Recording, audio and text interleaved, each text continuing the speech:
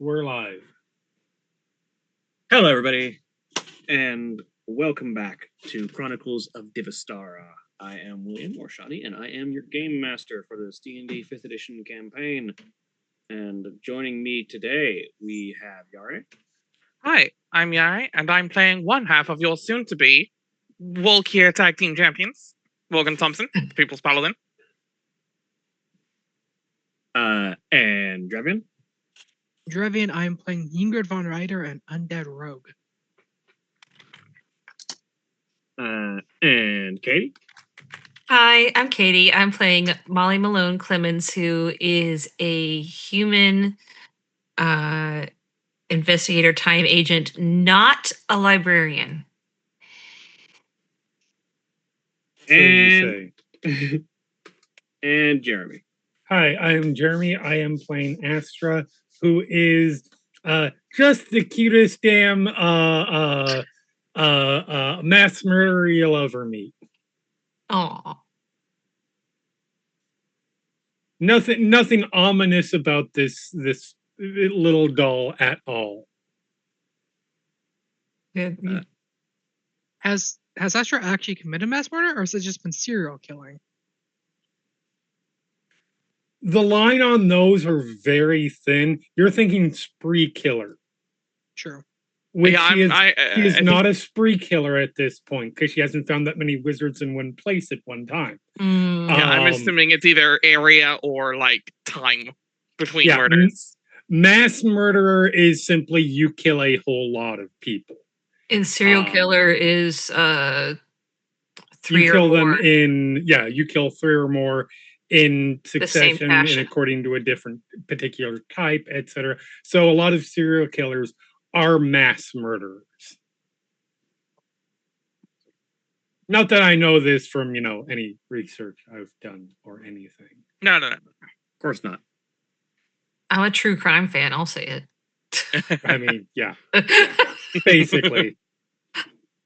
I'm not going to say that I, at one point had the encyclopedia of serial killers, but I'm not going to say I didn't. I have not owned that volume. I may still have it. That part is for some true crime fans. That's just the checklist of dates.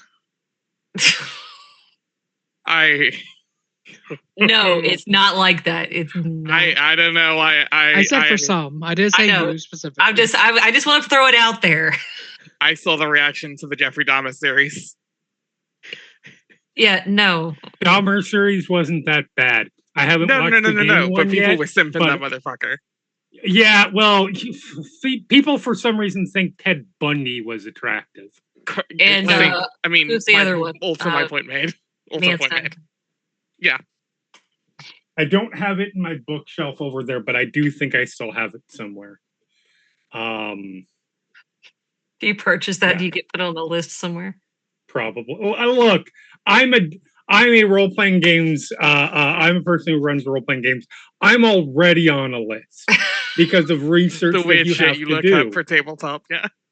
Especially if it's World of Darkness role-playing games. Mage, even more specifically, mage.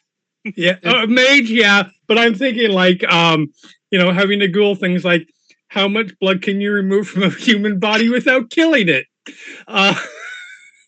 You see, I've just about I've in real life danced on that line personally, and I don't recommend it for those of you at home. It's about if you lose a quart of blood, that's like yes, yeah. That's a lot.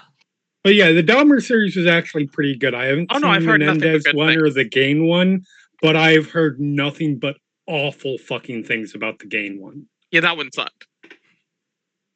The joke came to mind. It's like, subscribe to the Patreon for a dramatic reading of the serial killer encyclopedia. Look, if people want to pay enough, I will read through it. Mostly it is like it's not like Dane or people like that. Mostly it's just a lot of mercy, Angels of Death type Oh, people. Makes sense. sorry, you said mercy. No, not mercy as That in like flipped a you're a switch. vampire. Although technically every vampire is a serial killer. I mean, As much as they try not to be. Yeah. Some of them. Unless, like, yeah, I mean, I feel nobody like there. doesn't kill anyone. No, nobody doesn't kill anyone. No, I feel like there are those who have likely to only kill been someone around for long immediately. enough, like who have only been around for long enough they haven't had a chance to kill too many people. Yeah. Yeah, but if they've killed more than 3, I mean, we've already been over this. I feel like your first night you might not have killed 3 people already. No, okay, those are serial killers to be. That doesn't mean that they're not. Mhm.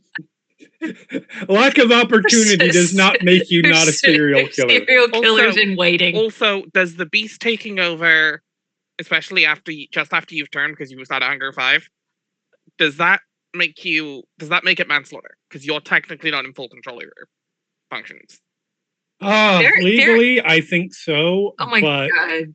yes, it does Yes, make we it are. manslaughter. I just want to see. I Um, want to see this thesis somebody has wrote on this. Somebody somewhere has Some written a thesis specific about word. this. Yeah. It does make it manslaughter.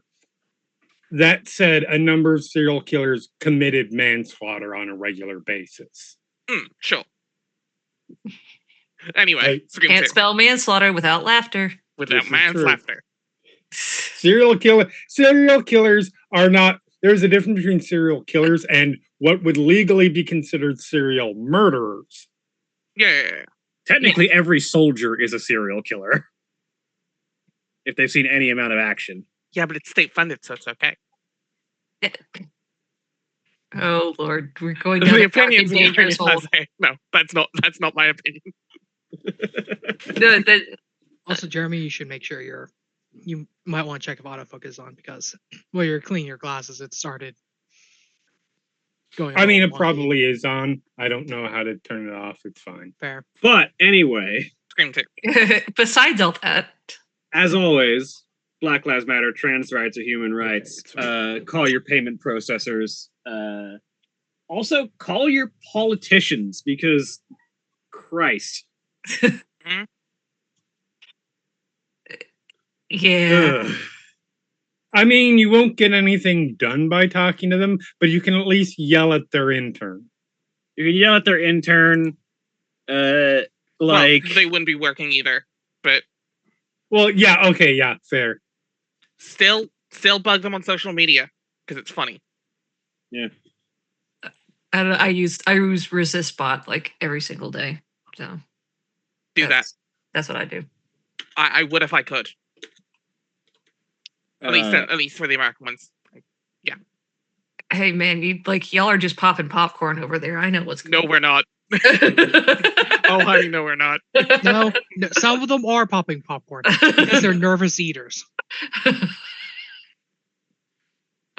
it's just like every day I hear of yet more incompetence from this current government. I'm just Like the current fact that I think one of the major the lead prosecutor of the Department of Justice just randomly texted a journalist. Oh, you And- two saw that legal video. Yeah, is that really? Yeah.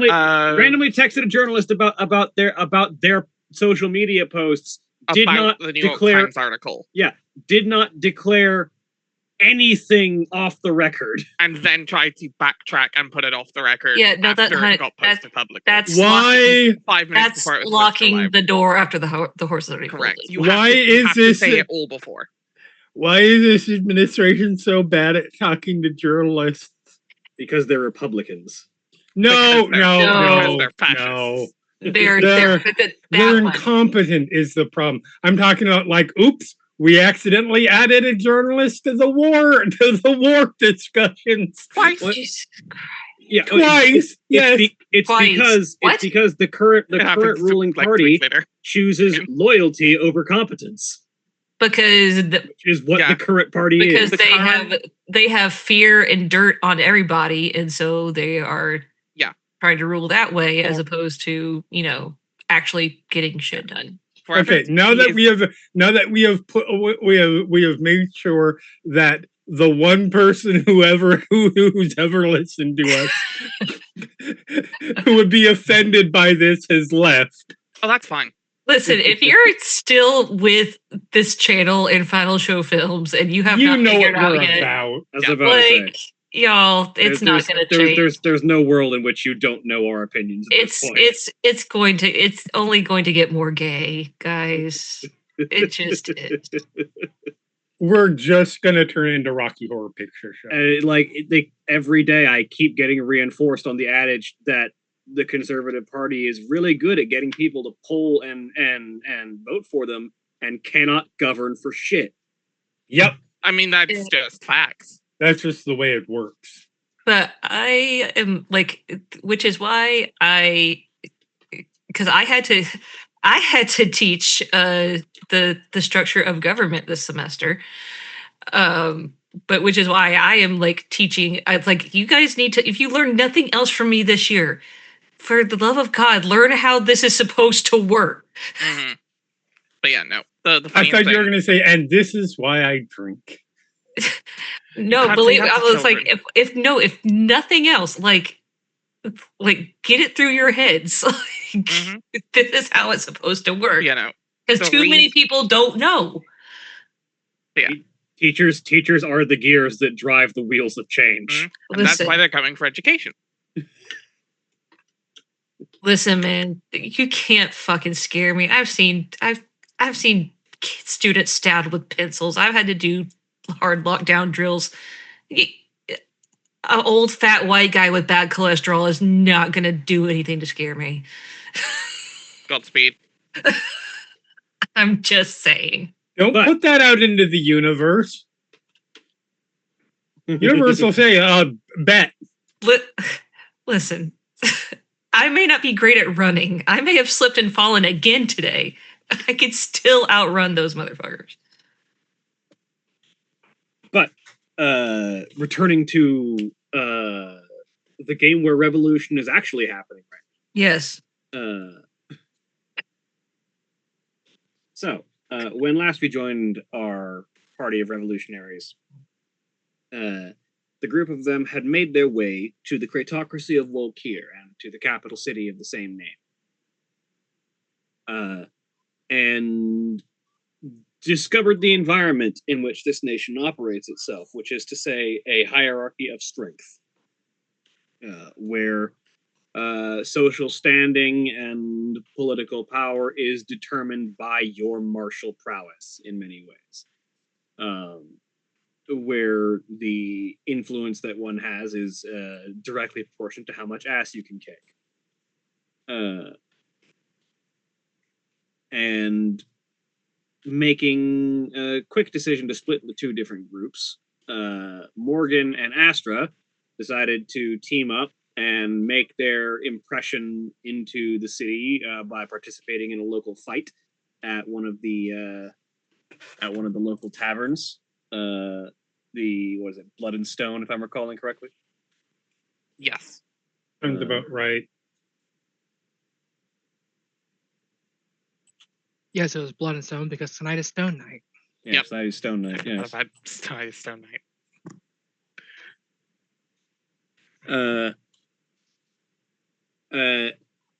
And the second group of Ingrid and Molly decided to ask around and see if they could find their way towards the nearest library / source of knowledge available. And we pick up with the two of them as they have found their way to as directed, journeyed up an extra level from where they had started and turned left, and after the first dozen buildings found the enormous fortified structure that has the pair of massive wrought iron spiked doors as a front entrance.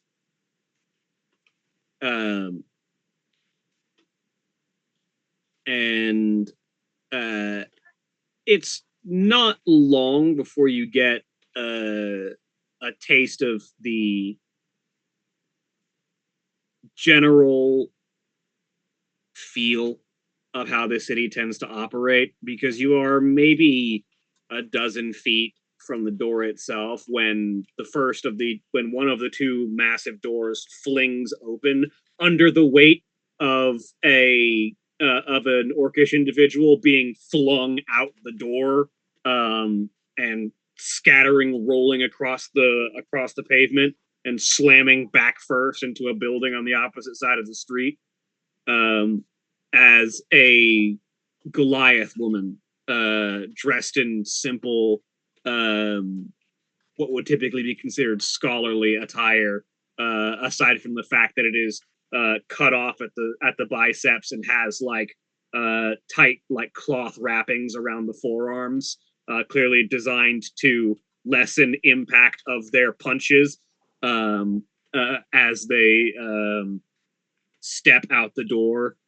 You see these sort of like they are clearly of frost giant stock, because their skin is a sort of like icy blue coloration, and they have these sort of like black tattoos carving around the sides of their face. Their hair is stark white and pulled into a long series of braids that just sort of drape around their back as they just sort of step out and sort of dusting their hands off. And the next time you feel like you can just take whatever you need from the library, remember this situation, and next time I won't have to put you on the spikes, she says. She just indicates to the spikes on the front door. Last time I had to do that, I left the message up for a week. They survived. I don't know if you will. And I sort of notice the two of you approaching, and newcomers. Thought you had to see that. Welcome to the library. What can I assist you with? And I look back at the orc who is still gathering their wits. And fuck off, you. And they sort of turn and scamper off into the distance.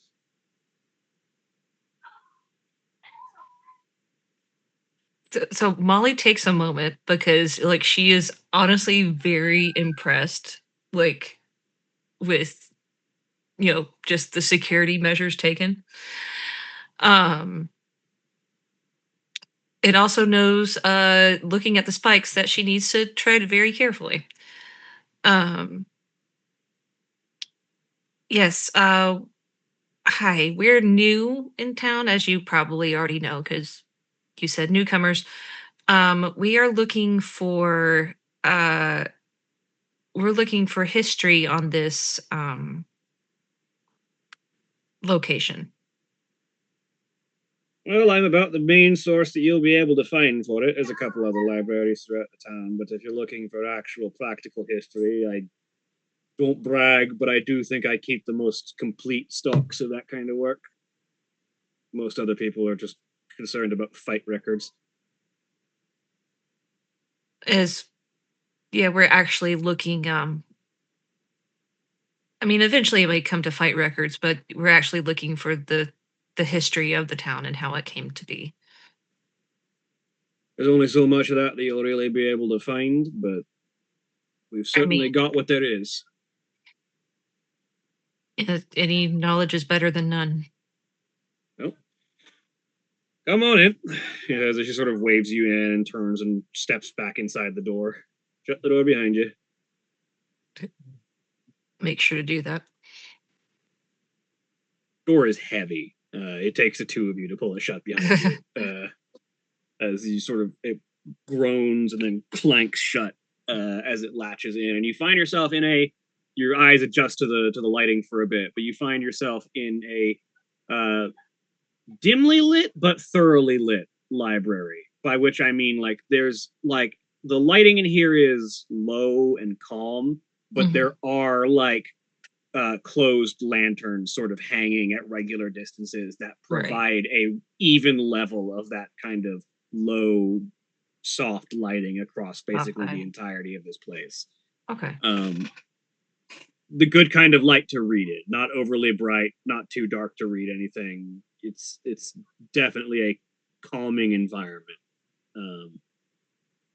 So how tall is everything here? Because the frost giant woman is pretty tall. So how she's a tall? Goliath. She's a Goliath of frost giant descent, which means she's about 8 feet tall. She's 8 feet tall.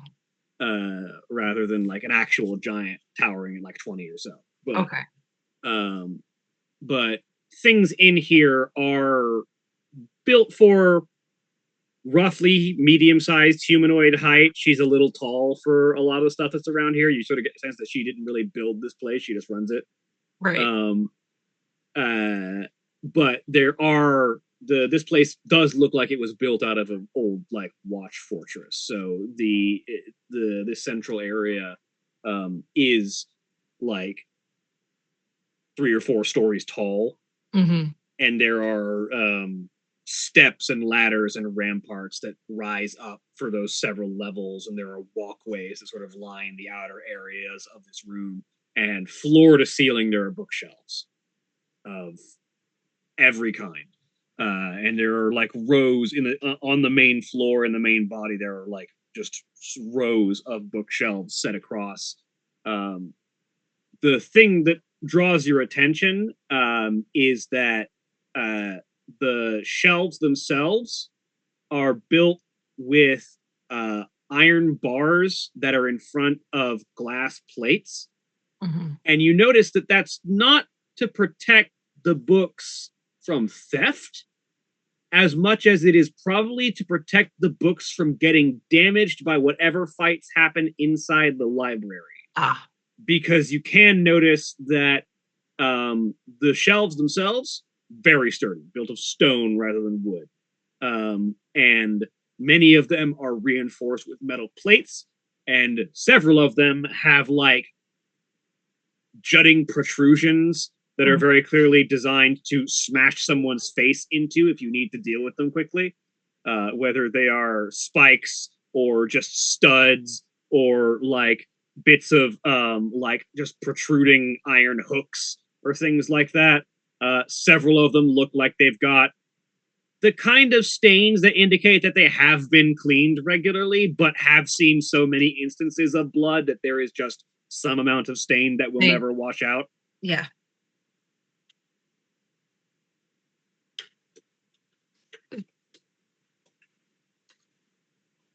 So this may sound like an odd question, but does this place see a lot of fights? Well, as it turns out, when everyone here is trained to solve their problems through violence, and they either don't find the information they're looking for or find it not to their liking, they tend to try and pick a fight. So yes, decent amount. It's my job to stop them from damaging anything too important. The setup really is beautiful, though. I like it. I've been here for good 20 years now, and I've enjoyed every day of working this place. You have quite the... I know you said your library was modest, but you have quite the collection here. Yeah.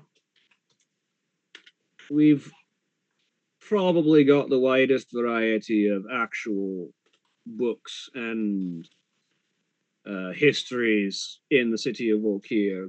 The other libraries that exist might be larger, might have more volumes in their stores, but they all tend to be on the same topics.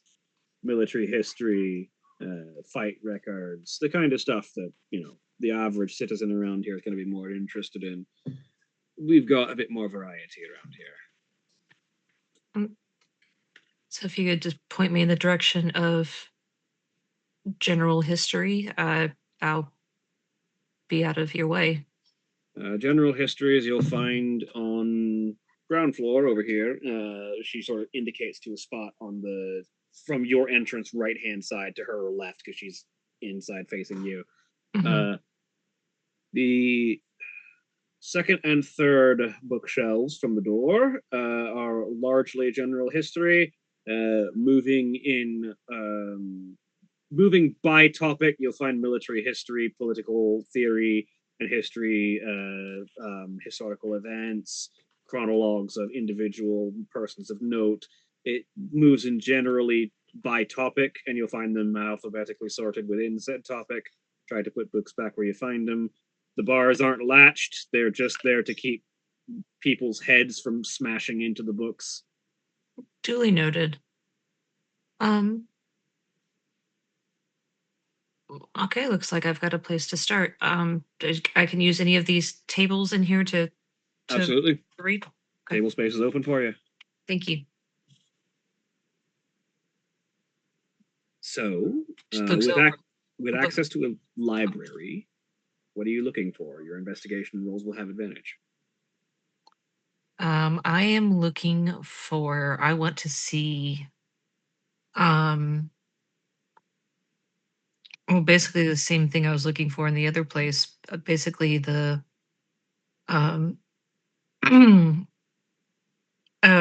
the what they claim to be the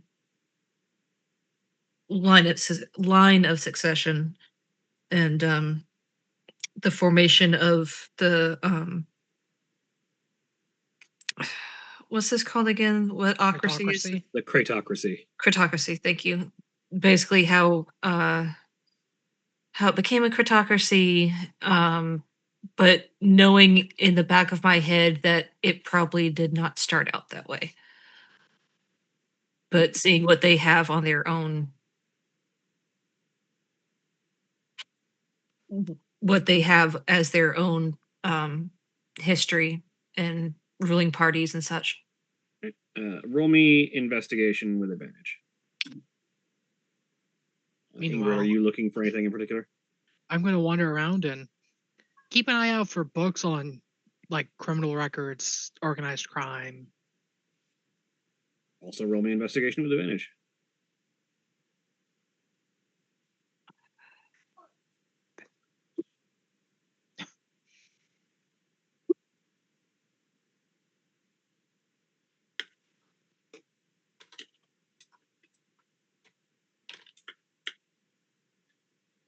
With 27 from Katie. We'll get to you in just a second. With an 11 from Drevian and Ingrid. Most of what you're finding on criminal records is largely like reports and analyses of like the most prominent illegal activities and crimes that go on in the general Cratocracy as a whole. You do, with an 11, learn what the single largest criminal issue that the Cratocracy faces is, which is to say, slavery. The enslavement of individuals is thoroughly outlawed as far as the laws and rules of the Cratocracy go, because it is meant that all individuals should be able to rise upon the merit of their strength and be able to seek strength. And the systems of oppression that form around slavery deny individuals the right to strength. But in a society that is ruled by strength, there will always exist those who believe that their strength inherently makes them superior and rightfully deserving to put their boot upon others. So illegal enslavement, acts of slavery, is the largest criminal problem that Volkir faces. And out in the fringes, outside of the capital city, it is a lot harder to enforce the freedom that everyone should have. So as you get further into the wilderness of Volkir, further away from the major cities, you start to see slaver camps and labored workforces that are not free under their own strength.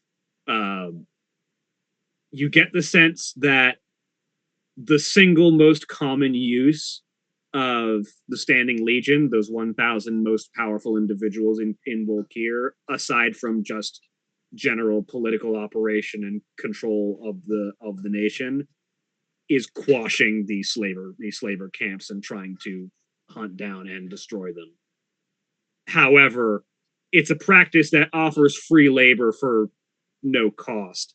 So aside from the enslavement of your fellow man, so it's still a practice that pops up every now and then in a society that runs on strength. Look, it's Occasionally just some asshole- indentured servitude.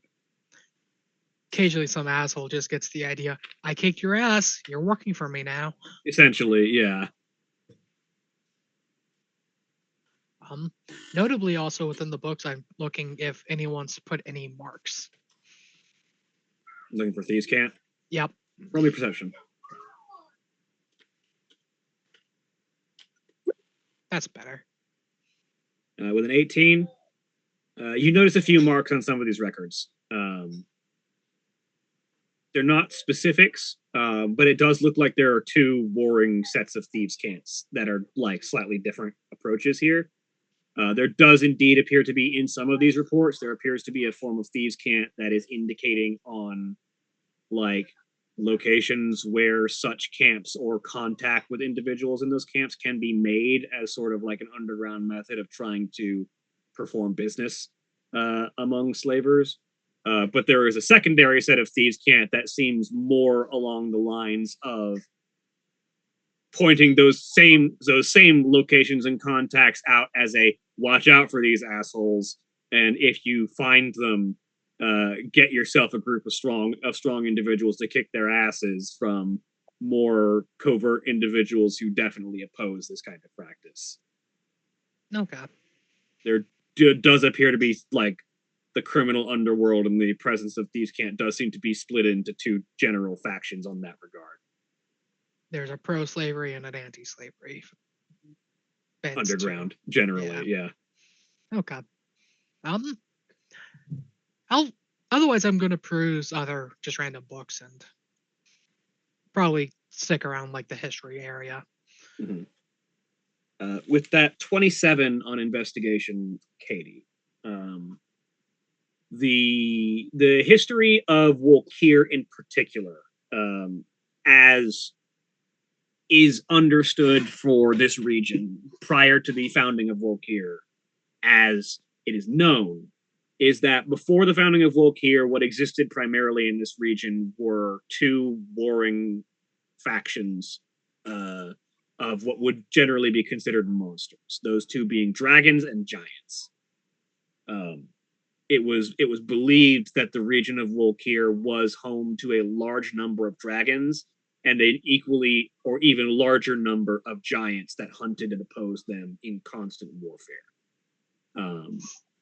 Most commonly, frost giants and white dragons, being that this was a very cold and tundrous region, but not exclusively. The history as it is told is that the constant warfare of the frost giants and the white dragons basically made any of the previous civilizations and citizens that lived here a living hell, because at any point a dragon could come down and claim your small village's territory. A giant could just stomp through seeking prey, or both of them could end up fighting in the area that you happen to live, in which case nothing is getting out alive. And it is understood that the first Fury and the first Master of Blades, which seems to be a not the only title that has existed, but the title at least that seems to have constantly existed as the rulers of Wolkir from at least its founding to now, led the original Standing Legion, the original 1,000 warriors that would have come to found Wolkir, in an effort to defeat and eradicate the dragons and giants, to create a land that the humanoids and smaller individuals of the region could have a nation of their own, to live under their own power. There is mention of the other legendary heroes that are associated with the other nations. They seem to be less prominent in the stories of Wolkir than they are in the stories that were in Rumor. Mm-hmm. But they are mentioned. It does seem like you're uncertain if either the leaders of Volkir didn't want to mention them in their own history, or whether the other factions were reluctant to aid in the assistance of Volkir, and so their assistance was not as prevalent in the freeing of this, in the establishment of this nation, as it would be in other nations. Right. That's difficult to determine based on the histories, Mm-hmm. but there does seem to be something different about that. Okay. I'm gonna use my well, I'm gonna take notes, and besides taking notes, I'm gonna use my ability to memorize pages of text. Yep. So a combination of taking notes and, maybe memorizing a few pages of text with particularly historical historical not inaccuracies, historical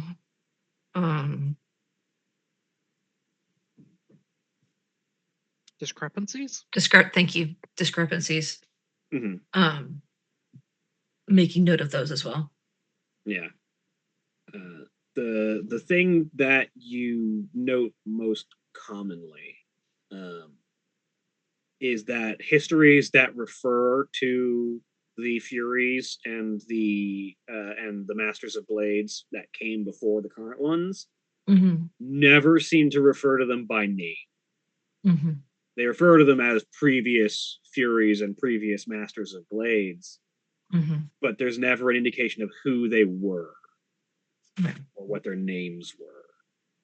You do learn the names of the current Fury and Master of Blades from this history. You learn that the current Fury is Zash, Z-A-S-H is her name, and the current Master of Blades is known as Rainier. R-E-G-N-I-E-R. Yes.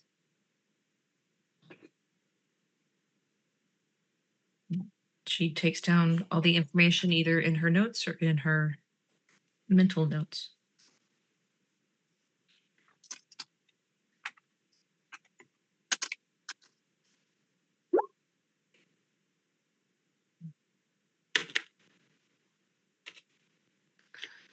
She's gonna look over to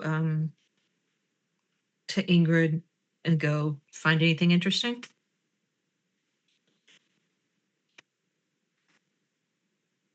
Yeah, they seem to have a slavery problem. As in, like,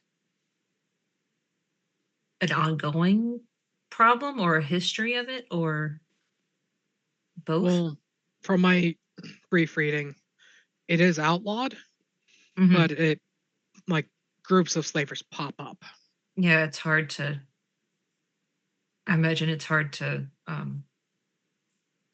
track and police and all that. Well, I got a good bit of history here. There's a history.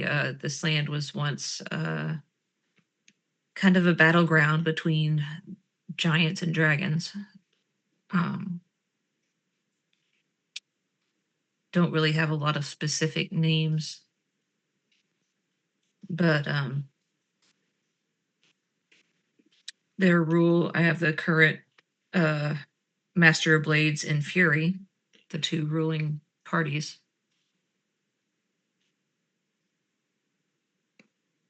But they didn't exactly keep. There's a lot of event tracking. There's not a lot of name tracking. Okay.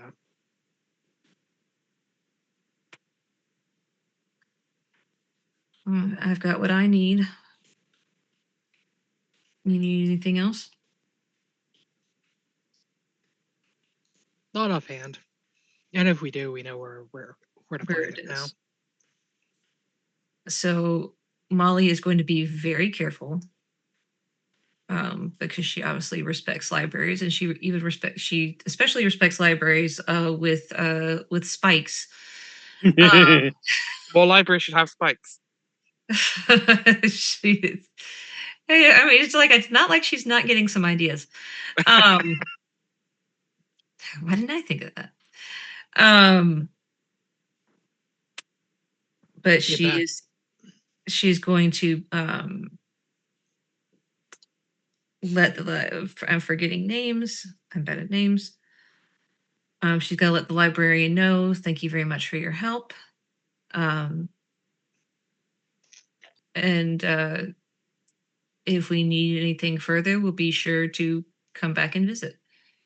Of course. You're always welcome around here as long as you're not causing any problems. And you seem to cause fewer than most of the locals. Let's just say I have a great respect for libraries. It's appreciated. All right. Let's see how the rest of our party's faring. Can't wait to hear about this.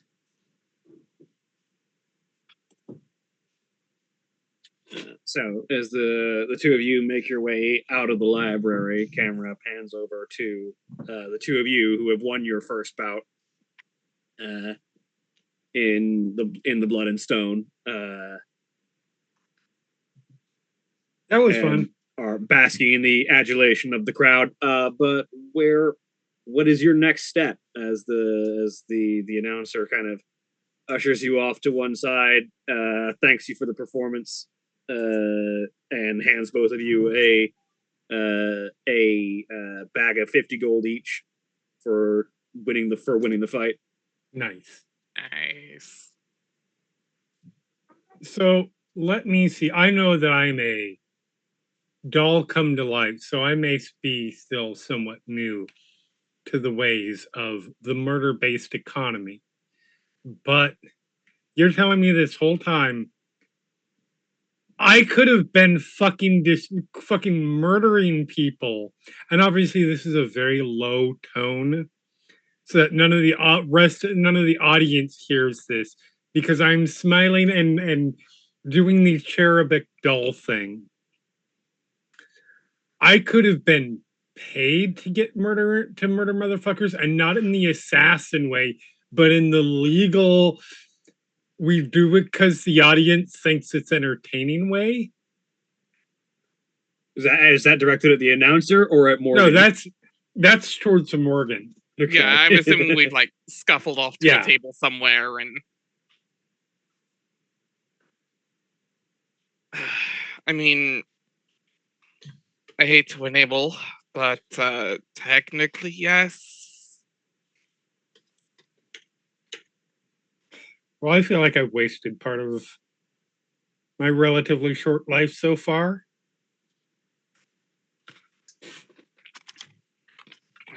I mean, if they are coming into this arena consenting to a fight to the death.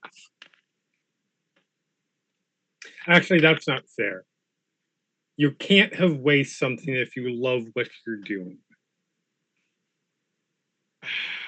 And I do love murdering wizards. Hi! The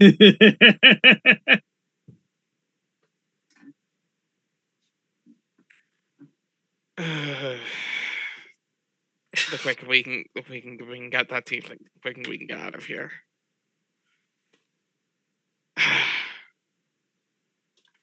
Okay, so we have an inn, or we're known at least around this tavern.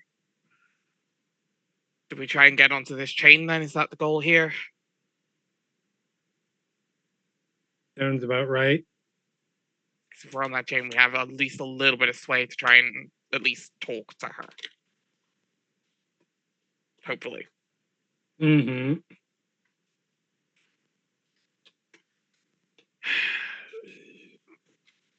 Also means we could maybe try and swing a talk with the leaders, but that's a bigger stretch.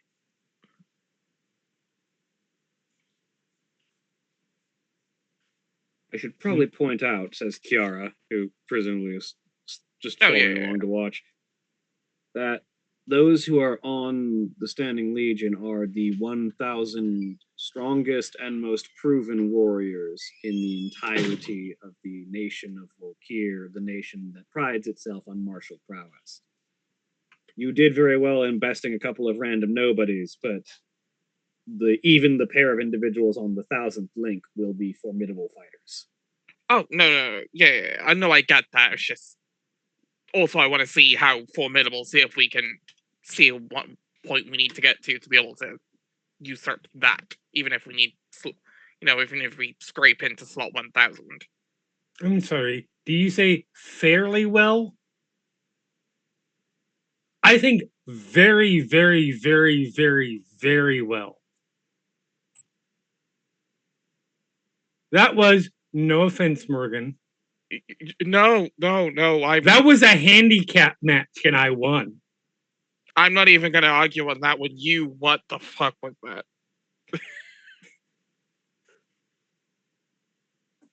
Like, I will agree with the rest of what you said,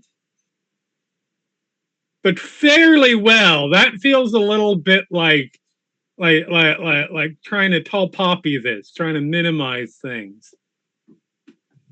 Although we are going to have to be a lot more careful than that in tougher fights. Oh, for sure. No, I saw bitches. I put bitches down.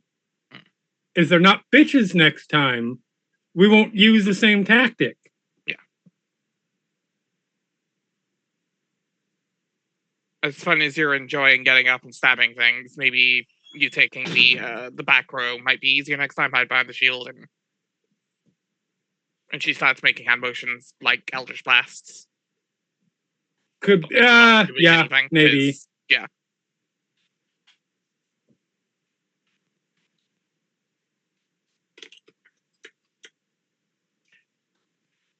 I don't know. We'll see. How much you're gonna listen to me, I have no fucking idea, so.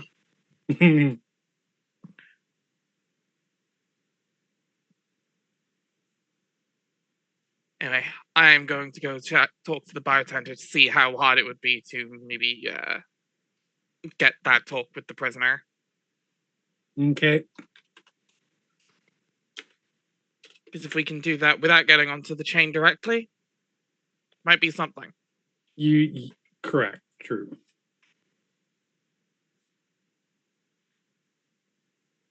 And Morgan just pulls herself up off the table, and it's clearly like that all just happened in the last 20 minutes. Like, head shake. Just mental reset. And you just hear into her best friends, really. And then to the bar.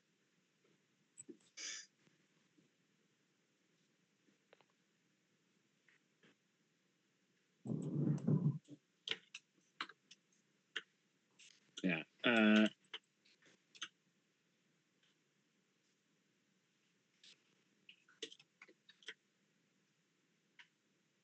So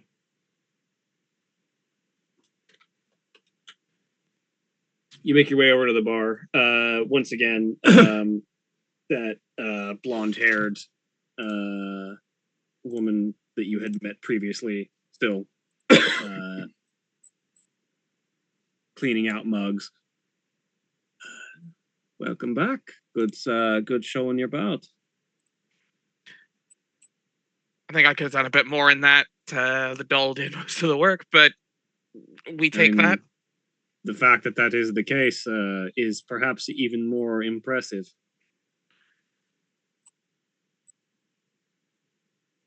Okay. So came in saying I was looking for information. I think I've earned that enough at this point, or at least as much as you're aware. As much as I can tell. Yeah. We are looking for someone that we are pretty sure is locked up in the dungeons. Well, if they've gotten around well enough to piss someone off and end up in one of the lockups, that will be a challenge.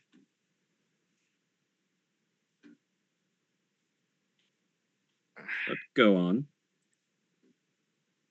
How high up on the chain, if needed, would it be to get the ear of someone who would let us at least get a word with them, if not get them out? I mean, do you know which fortress they're stored in? Not 100% sure. Well, the further up the hill, whichever lockup they're kept in is, the higher on the chain you need someone's authority to get inside. That makes sense. Certainly.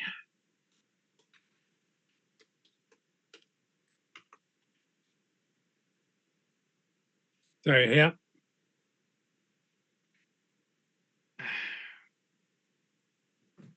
And how do we start the process of getting closer to the chain? Mm-hmm. I mean, Is you this can they always, find us, or do we start looking for them? if you feel like fighting someone on the chain, you can always just pick a fight. But as impressive as that bout was, I don't know if you're ready for taking on the chain yet. Though, to be fair, I don't know you well enough. Maybe you are. Hard to say if we haven't seen them in action. Well, if you want to see one of them in action, you can always hang around the chain itself. That's typically where challenges happen to be. Good to know. Usually when someone feels like they've got the strength to take on one of the standing legion and try and take their place, they want it to be in public where everyone can see that they've achieved their victory honorably. Yeah, it makes sense. So usually it happens around the chain if there's going to be a fight like that.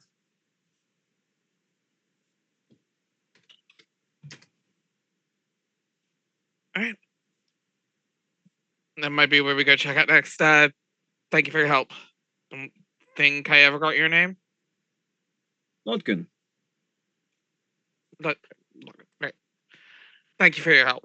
You've been wonderful. Happy to help out. I look forward to seeing where you go in this city. Morgan, with a bit of a smirk, gives a wink and heads back to the table.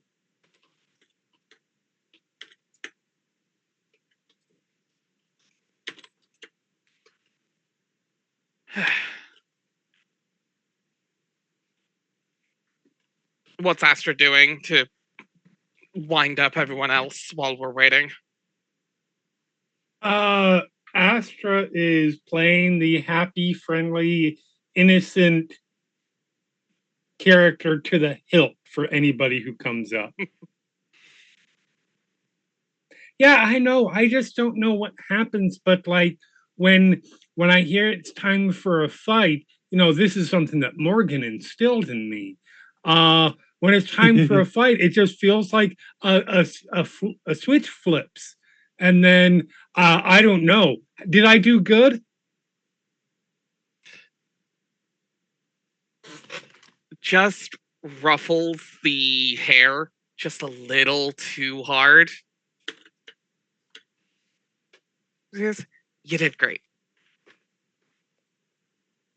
Gee, thanks.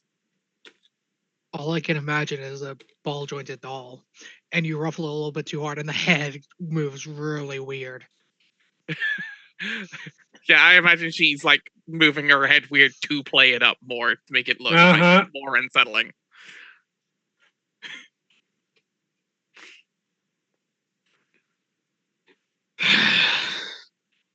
Okay.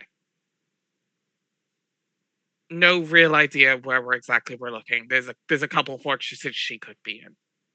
Okay. Depends which one she's in. Depends how high up we need to get. Makes sense. I'm with you. Public fights happen quite often over by the chain itself. So if we want to go test, size up against them, not direct fight yet, just, scouting. Right. There's our best bet. See if there's something Alright. we can do this time round or next time. All else fails, Ingrid sneaks around like she always does. I mean, that's going to happen anyway. Yeah, but if we can put it to a task. Right. Well, yeah, let's go see, or let's wait and see what the librarian and Lord Wanders a lot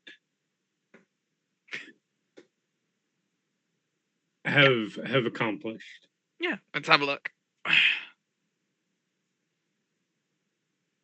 Picks her up by the scruff of the neck. Yeah. Just kind of carries her over one shoulder out the door.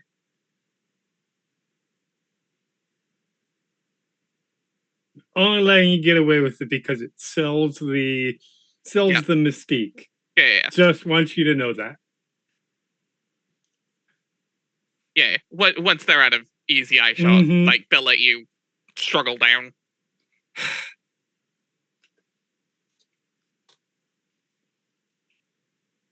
Just saying, your hamstrings look tasty right now. I mean, that's unfortunately because it's the only thing you can see right now. Oh, we're finally into we're making short joke stage now. I mean, everything else I could complain about you for would get you probably killed here. So,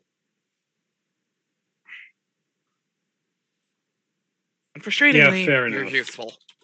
All right, fine. Well, where did they even go? I don't remember. Library, I'm guessing, some sort. This is my shocked expression.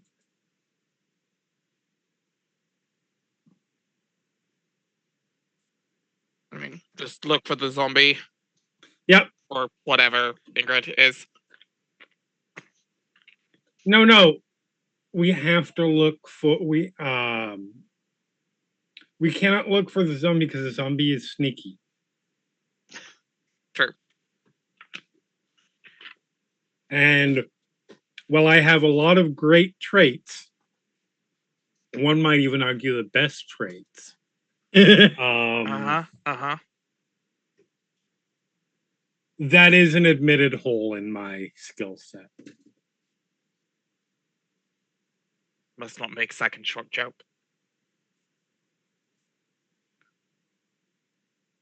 Ham strings. Emphasis on ham. Oh, nom nom, bitch. No, I just want ham. Anyway. Anyways, yeah, let's try to find Molly, is my point. Yeah.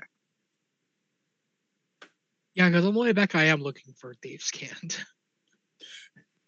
Yeah. But Molly she's not walking beside her, she's not walking behind her, but she is like, I need to keep you in like my peripheral. Because she's like, she knows that odds are high. Like if she were to bet, odds are high that Ingrid is going to sneak off somewhere and then come back later and be like, "Hey guys, I saw nothing." But she's gonna keep she's gonna try. She's gonna make an attempt to say that she did, to keep an eye on Ingrid. If Ingrid does go missing, she can be like, "Oh well, it's somewhere around here that she went missing." So.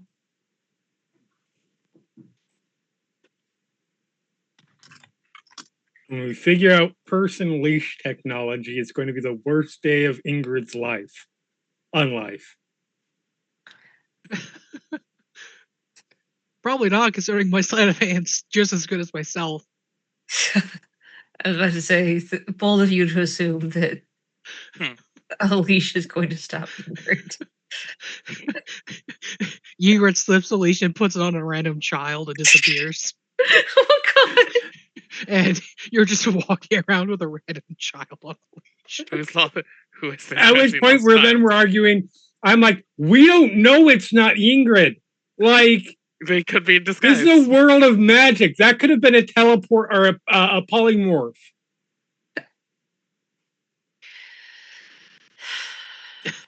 you take this random child back to the Needhog Stop and just start like exposition dumping world-changing about plans. yeah. Who is this sassy lost child? The child just goes over to Astra and just like starts like pulling her hair and like whacking her against the floor and Guys, I killed Ingrid. That's okay, right? They're supposed to turn back after polymorph. anyway. Anyway.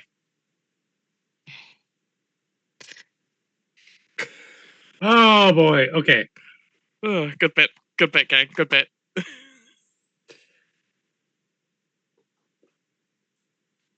All right, so yeah, I'm assuming, do you guys reconvene at the Nidhogg, or like? I kind of see it as like we're headed back to the tavern. Up to the Blood and Stone. Okay. We're headed back to the tavern, and they're headed from the tavern. So I think we just like meet somewhere in the middle. Yeah. Mm-hmm. That tracks. All right. So yeah, as you guys are heading out,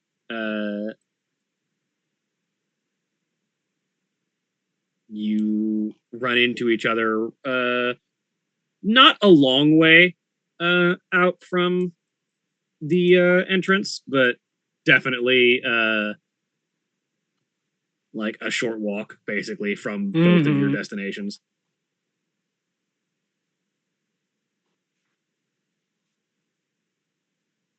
Yo. Hello. How'd it go? Well, we just came from a library with the best security measures I've ever seen. By security measures, I mean big woman that can kick your ass. I mean, that tends to work, yeah. And the spikes. Don't forget about the spikes. I thought those were just. She said those were for a warning. As in, she's going to kick your ass and then put you on the spikes. Yeah, but were the spikes that were inside the library? No, there were some, weren't there? Yeah. Stop. I can only get so turned on. Anyways. Ew. I'm not even going to try and assume the logistics of that one. Life finds a way. So, beyond high security and sexy spikes, what else? They got a slavery problem. I'm shocked. Shocked to find that. It is technically outlawed, but slavers pop up. It always is. Except for the few places where it's not, and then we I took a look at the history. Apparently, according to their history, and again, as we all know, that history, we'll see if it's accurate. If it's accurate or not. But apparently, this was once the land of this was once the battleground of giants versus dragons. And I believe that as she tells a little bit about what she found, I said, and I just believe it, this whole like, fighting to prove your strength thing was really kind of survival when you were getting, either toasted by dragons or skewered by giants. Right. They're big on events, on historic events. They're not so big on names. For example, we have the name of the current this is Master of Blades and the Fury. Fury, thank you. So my windows were overlapping and I could not see. We have the current Fury and Master of Blades, but history is sketchy as to any previous names of that title. We know that Rainier is a current Master of Blades and that Zash is the Fury. No, good to know. Okay.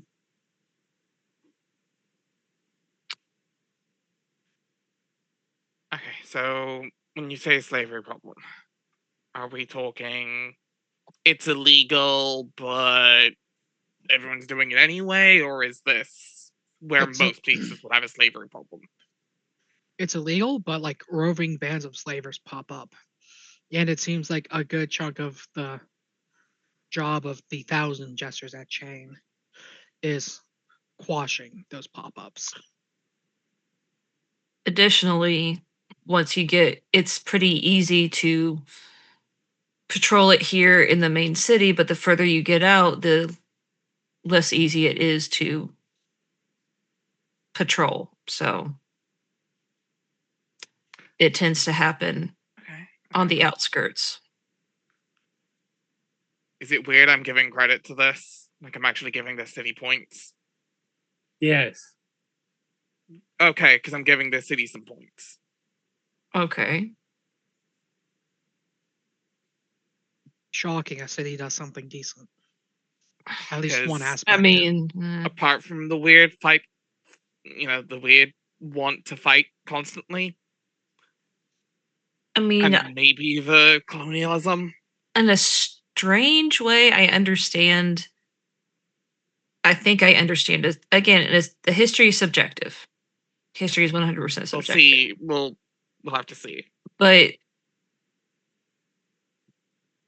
I can say at least the story makes sense now. If we find Yeah. like some undead graveyard underneath the city, then I'm gonna start calling bullshit.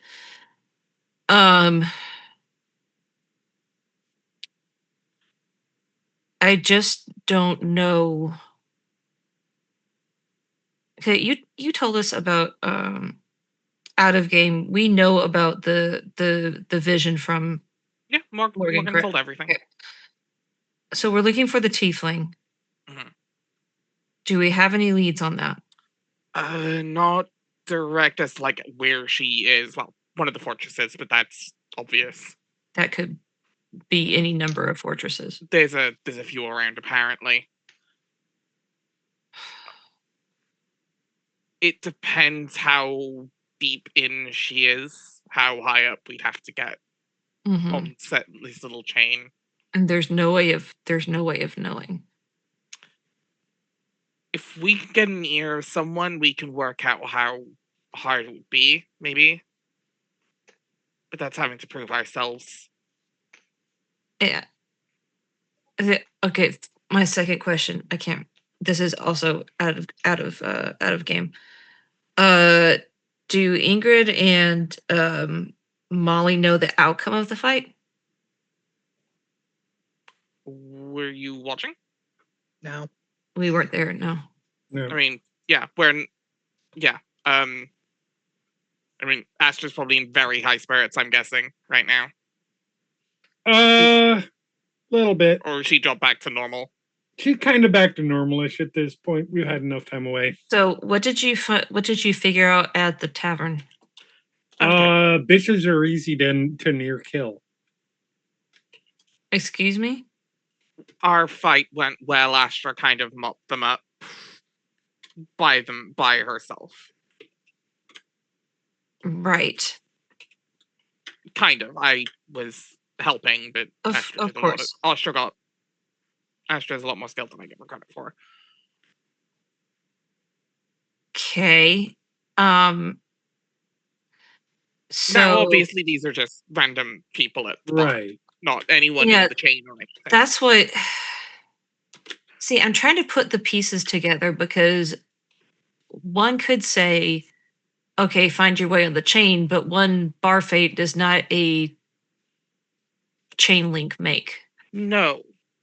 And how long would it take to, like, even conceivably get to that level? You know what I mean? Like, fair. So, I talked to the barkeep. Mm-hmm. She did say that if we wanted to try and pick a fight with someone on the chain, Mm-hmm. beating them would get our spot. Get us a spot. We have no idea how strong even the weakest people on the chain are. Right. pretty damn good, I would assume. How we scale up, hard to tell. Right. Right. And even if you get on the chain, if you're not high up enough to. It depends. Yeah, we'd have to get higher, deeper in, but even being on the chain is a somewhat is a badge of honor to start with. That's what we were thinking. Was at least going up to the chain itself and checking out to see how if we are outclassed and by how much. Well, how do you know if you're outclassed? I'm martially trained. I can see. I have a decent sense of skill. And if that fails, subjective opinions, but yeah. And if that fails, we'll know by how much of Morgan's internal organs end up on the floor. I mean, I don't plan to pick a fight. I'm just gonna watch. Okay.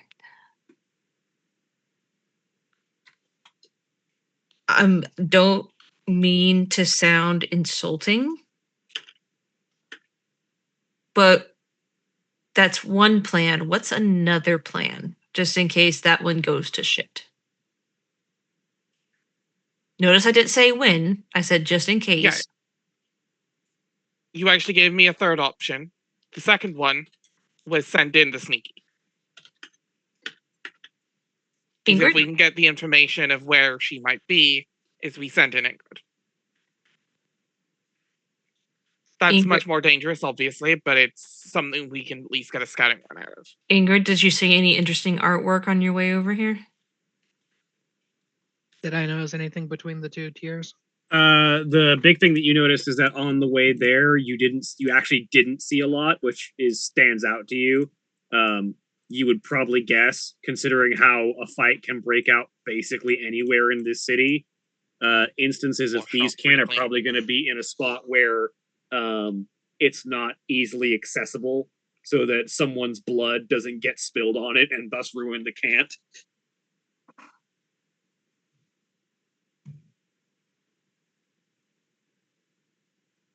I know there's an underground. Mm-hmm. I do not know where at this moment. Okay, so that's something we could look for. Alternatively, you said there was a problem with slavers on the outskirts. Right. Predominantly, yeah. They want us to show strength. They want favor. If we help, okay, we offer mercenary work, we might get an ear of someone useful. Hold on just a second there. Let me make sure I'm understanding you correctly. Offer ourselves up how? As mercenaries.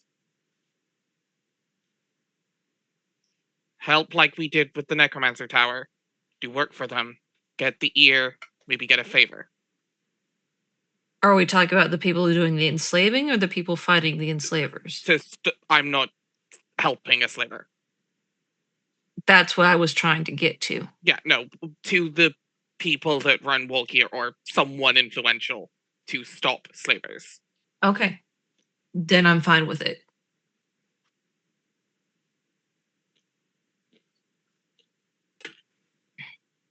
We've worked for one of the leaders before.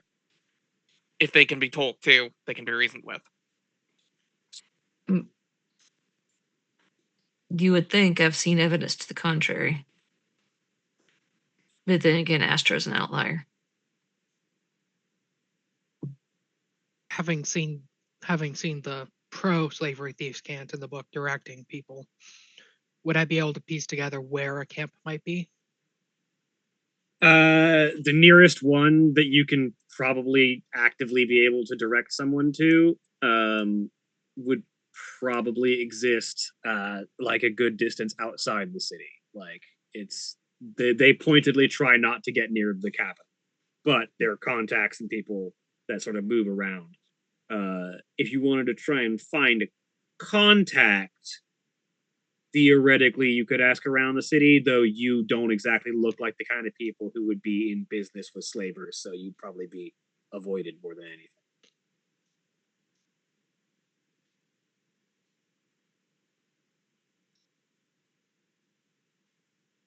But would I be able to point on a map, like Yeah, you could probably Correct. point out on a map like a rough region, not the exact location, but like somewhere around here kind of thing. Yeah. Mhm.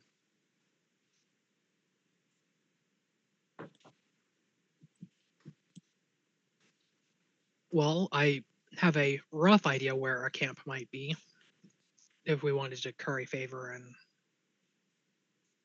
quash them. Do we just go out and do it, or do we let them know or ask if they have any jobs? I mean, if we tell them we have an idea where one might be, that would actually be quite useful. Mhm. Worth a try. Honestly, this is a pretty good idea. But that's assuming we get a person's here who has the authority behind it. Well, we don't know until we try. Well, that comes back to maybe heading up to the chain where a lot of the big important things happen, including a lot of fights. Maybe someone up there we can speak with.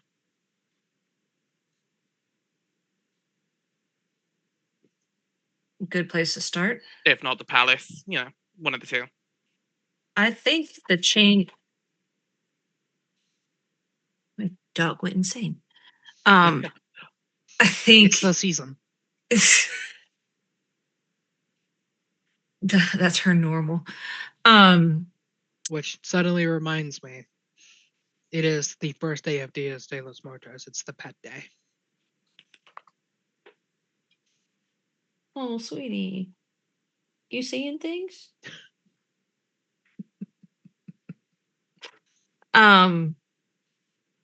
Like, nope, just the usual invisible Usual cadre amount of of ghost serial killers trying to kill you. Yep, the usual amount of ghosts. Yep. Yeah, no big. As I say, as Molly was saying, I think the chain would be a better place to start than the palace. Certainly closer, and certainly probably less. I don't want to say less guarded, but maybe easier access. I mean, it seems to be open from what I understand.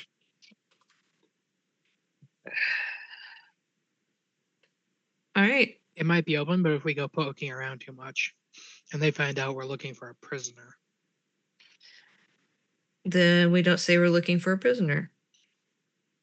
We're here to watch. We offer our services, and We then like to watch. we offer our services, and then once we get a favor off of them, we start asking questions.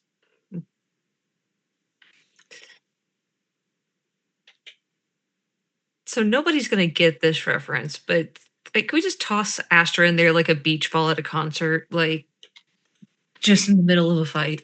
Out of See what character. happens. Just fastball special. I mean, you can throw me in there.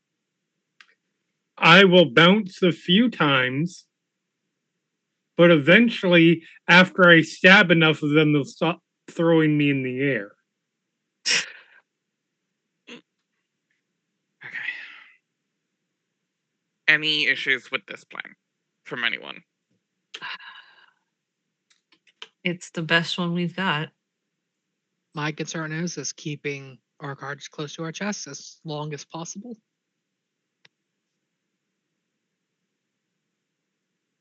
Because we're talking about a political prisoner that's older than this country. I understand the intricacies of the situation. Yeah, don't mention anything about her until after we have the ear. I may well not say a word.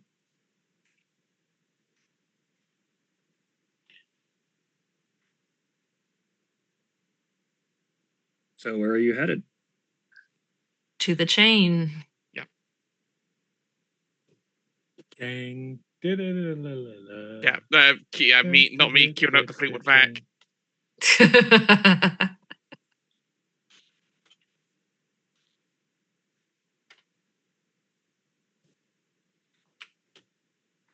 Cause if you don't love me now.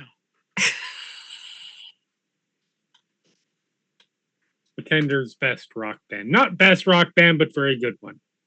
Oh, I love Fleetwood. I'm a Fleetwood Mac fan as well.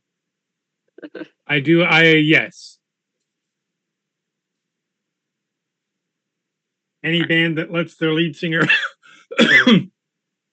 sorry, one of the lead singers, the lead singer, carry on witchy vibes that have nothing to do with the rest of the band's aesthetic for as long as they did. Yeah. I'm in support of. Also, remember that entire song is just shots at each other. Uh-huh. And it's one of the best rock songs of the era. Go Your Own Way is a diss track that she made her husband Mac sing. is just shots at each other. I mean, but that's the whole Rumors album. Yeah, that's what the I'm saying. Rumors album is the entire album biggest is just diss album ever. Or each other. Yes, Yeah. against each other. It's so good though. It's a great album. All right, to the chain. Petty as fuck. I love it. Yeah, I love it. All right. So yeah, you guys make your way over to the chain. And roll me a percentile, just because the odds of there already being a challenge going on are not the lowest in the world. How do you roll percentile? D100. Oh, yeah, that one. Oh dear. Oh, at 8, there is definitely a challenge going on.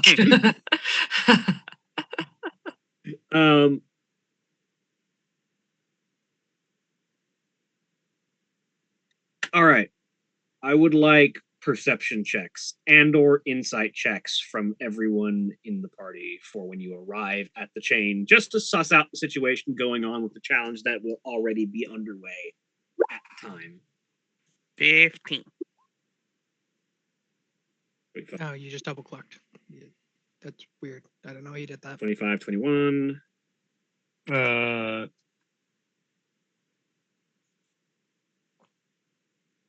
18. All right. So, a few things that most of you will notice in certain orders. One, the current ongoing challenge is a 2-on-2 fight. It appears to be between... Dog, could you not be directly underfoot right now? It appears to be between an individual who is completely unarmed, but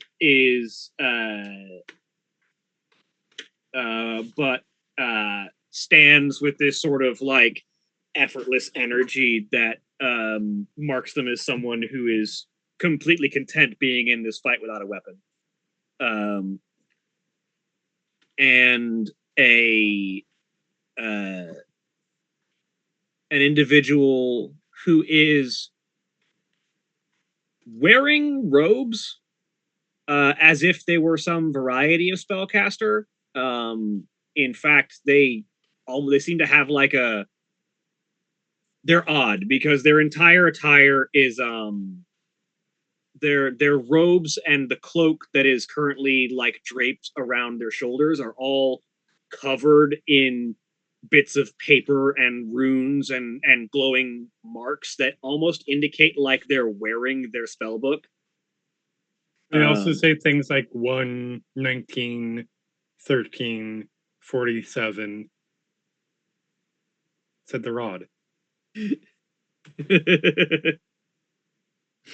I blame Craig for that. I don't know how, but I do. And rather than casting spells at the moment, they seem to be under the effects of some kind of magical fury, as there is like blood red steam constantly drifting off of their form, and they are currently swinging an enormous greatsword like it was made of paper.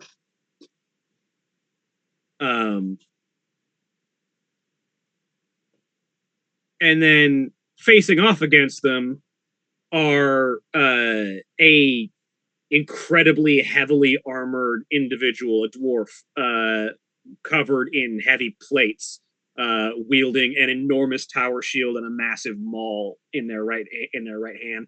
This maul is two-handed by anyone's standards, but they're holding it in one and just sort of swinging it as if it weighed nothing to them.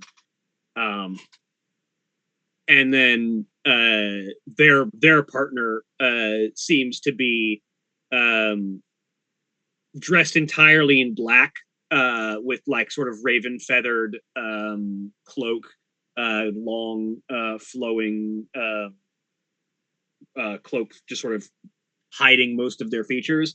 And they seem to fight with what appears to be a long flowing cutlass and a gun in their offhand.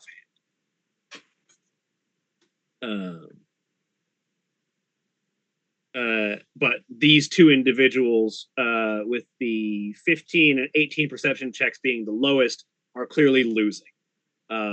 This unarmed fighter and this spell casting berserker are clearly on the upper hand of this fight.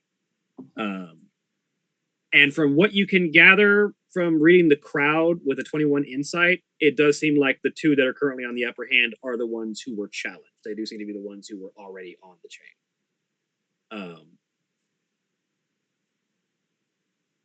And it seems like you don't know if this was just the expected thing for this kind of fight, or if this was the specific challenge that was issued.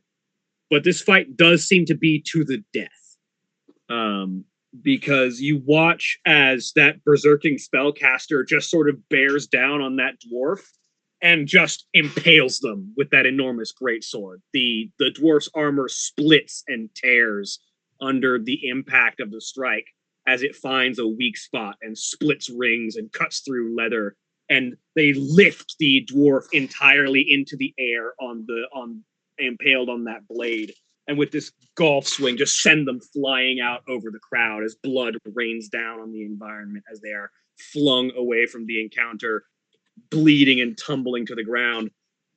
Simultaneously, around that same time, this black armored individual seems to level the gun at this unarmed fighter and fire a shot that the individual sort of puts a hand up and catches the bullet out of the air just a couple of seconds before it is able to reach their forehead, and just sort of turns the hand around in the thumb and flicks the bullet back at them with the thumb, and you just see a red spatter as their head is emptied by the return shot. The crowd goes wild, as you might expect from this kind of encounter. But the environment immediately erupts in cheers. With a 21 insight and a 25 perception, Molly and Ingrid, the two of you sort of piece together, watching the complexities of the crowd. You piece together who you should be watching, which is not the people that are currently in the fight. It is the two people that are currently at the back of the fight towards the fortress, but no one is getting anywhere near them. There is this sort of like opening in the crowd to provide them ample space and ample room to watch the ongoing fight. The two people that you see, the one that stands out by virtue of being the biggest is an absolutely enormous orc woman.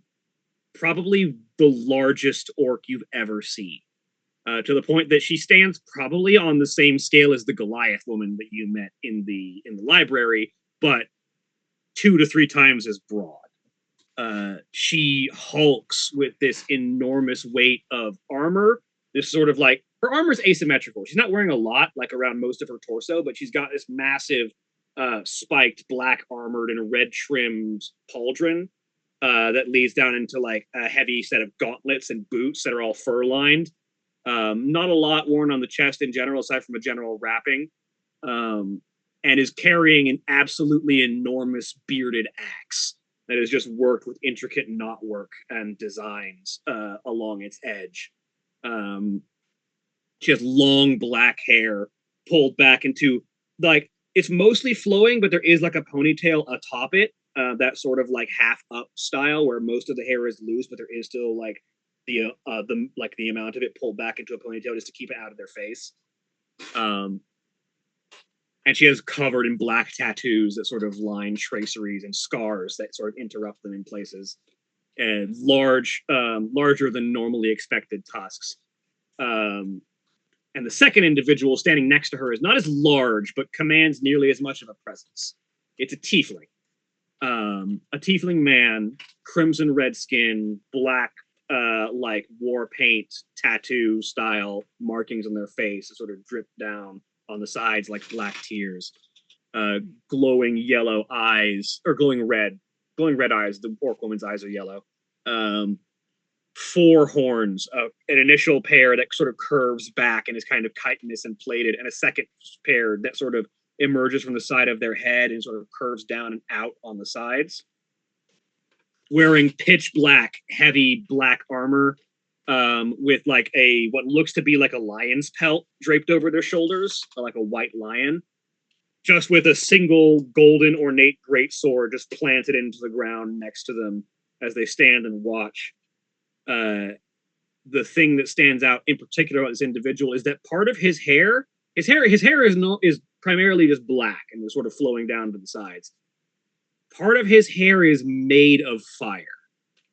Like there's a streak, almost an ombre on the right side of his face, that where the hair isn't like fire orange, it is made of flames.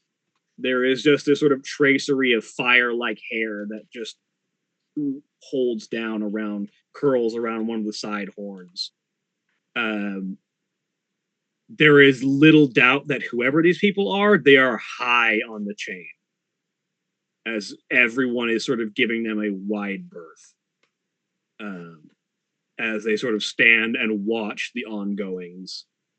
And as the fight draws to its inevitable conclusion, they sort of seem unsurprised, but maybe a little disappointed that the order of the chain isn't changing at all today, and that these oncomers had no chance against the people they were trying to challenge.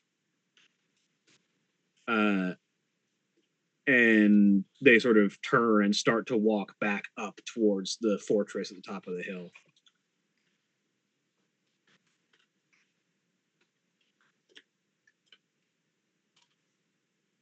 Leans over to Morgan. I think you guys would die. Yeah, I'm pretty sure. You go first. I'm already dead. I'm not trying it. I ain't picking a fight. And if I am, you're coming with me. Anybody else knows those two? I'm just a little dull. Yeah, tell that to the people at the bar. You were saying, Molly? I said, anybody else knows those 2 people on the outskirts? Yeah. Towards the back, yeah. Yeah. They're headed up towards the fortress. Do you think that's our ruling party? I take a guess.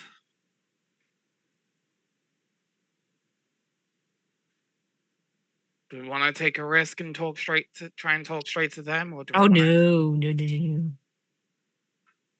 I don't think anybody wants to take a risk and talk to them. Or do we want to take a slightly lesser risk and talk to the people who just finished their fight? If you're inclined to, I'm not. I'm not gonna lie. A little bit nervous, a little bit scared, but if we don't try to pick a fight, there shouldn't be a fight, right?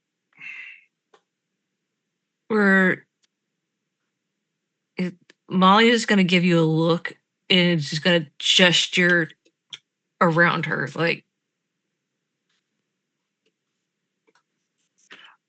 Oh no, I get it. That was not with 100% confidence. A bit of Hero Forge art for you in the Monday Night Crew.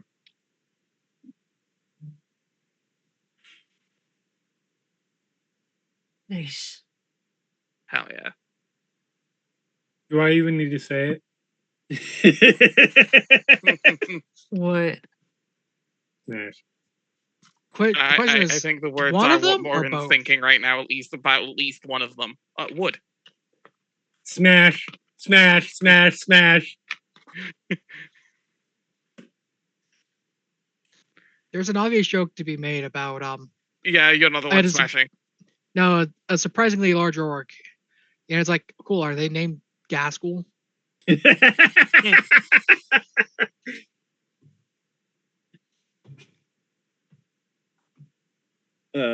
But yeah, so are you trying to approach the two that just won their bout? I think Morgan's trying to size them up a little bit longer before letting them have their, I don't know if celebration's the right word, but you know.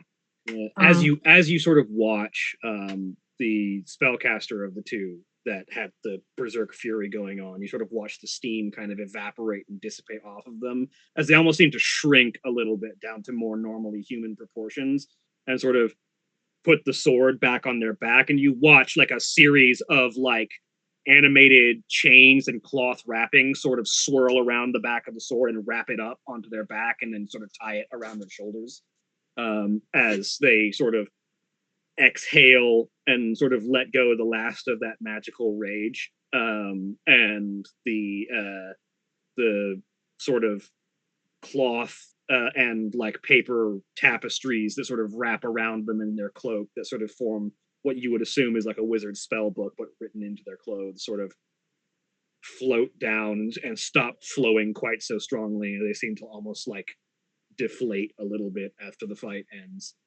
The monk just seems to stand serenely and wait, as if sort of waiting to see if anyone else is going to challenge them again.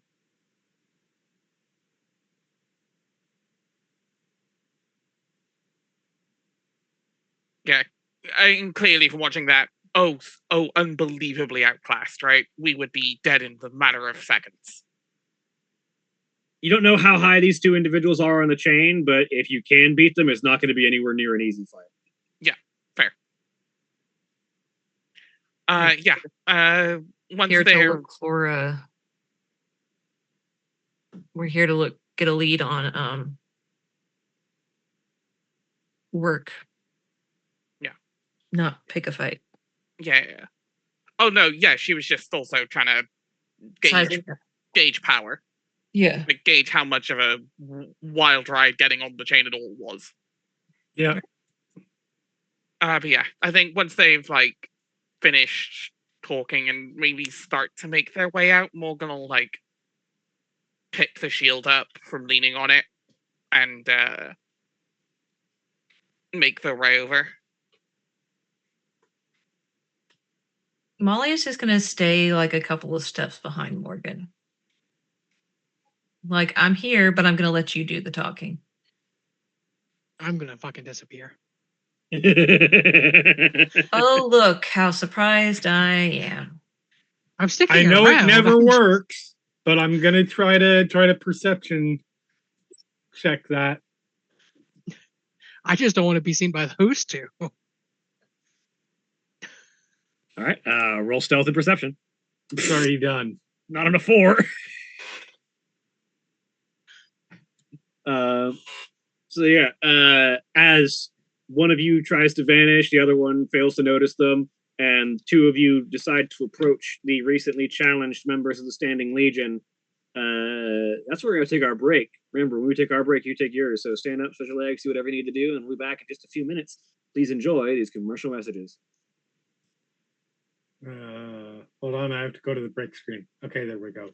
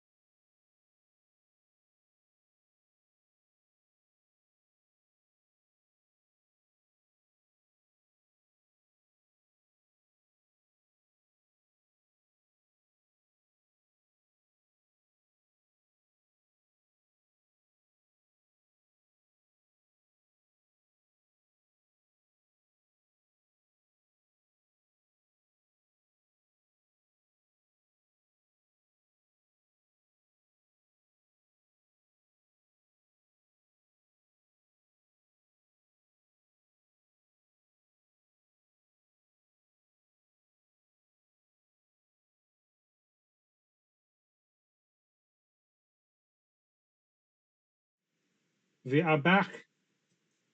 Welcome Are. back, everybody.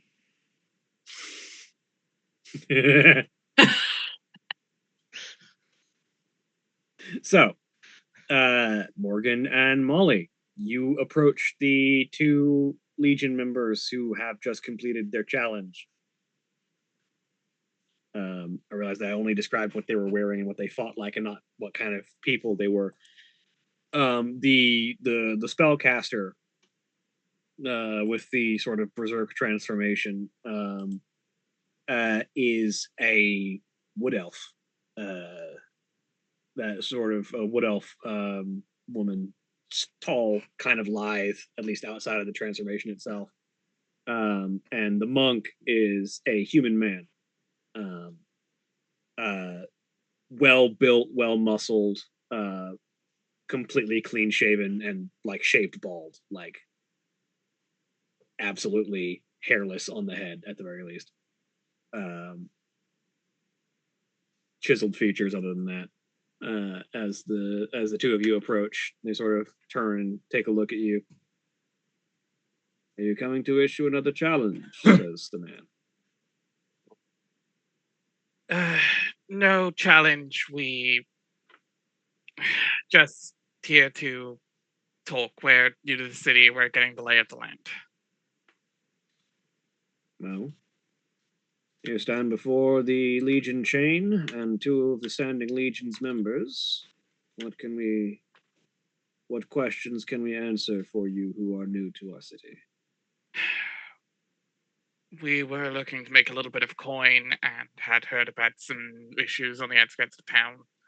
We were wondering who we need to talk to be able to assist in dealing with that if the chain is spread thin. We seek mercenary work to assist with the bandits and slavers that plague our exterior. Molly nods.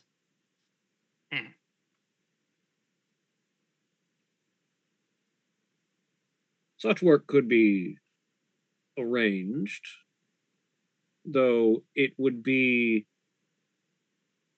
imprudent of any of the standing Legion to offer such work to those who have not yet proven that they are capable of handling such threats.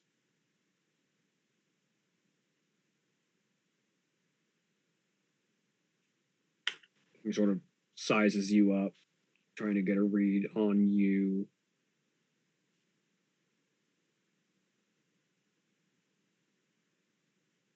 Morgan doesn't necessarily try to puff up or anything. Lets her normal stature show herself.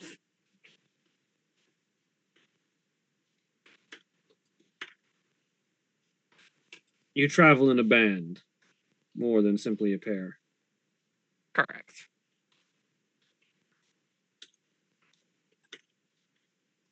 If you and your compatriots are of similar skill and capabilities, I do think you might be able to handle one of the issues that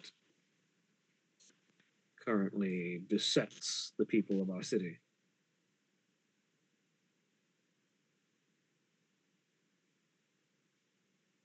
He sort of turns and looks over at the elf woman.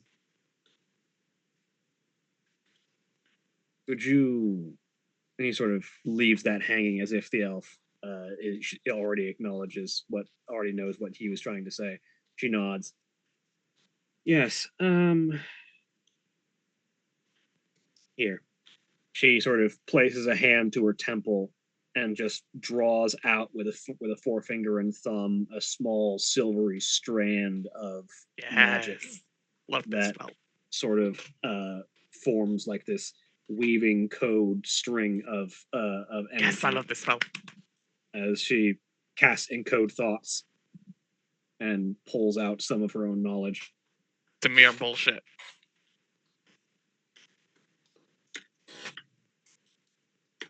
And she sort of holds this sort of like ribbon, gossamer thin string of magic out to you, Morgan.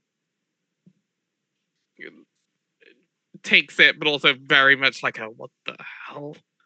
Like, not saying anything, just like a huh. He sort of press a thumb onto it as it touches your hand, and you see the string kind of evaporate, and your mind is immediately granted with knowledge of a small village about 2 days travel by 2 days on your gauntlet runner, so it would be like maybe a week on foot to outside of the city that has recently had a number of its people taken by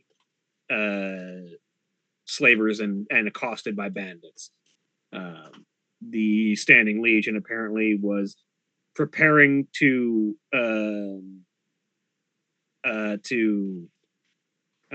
assign one of their ranks, which is to say a pair of individuals on one of the ranks, to dealing with this effort, but matters have been drawing attention. But you are immediately provided with the knowledge of the request and the location of the village in question. Okay. And who can I say to report to once we're done with this? Looks between the two of them, clearly asking for like names.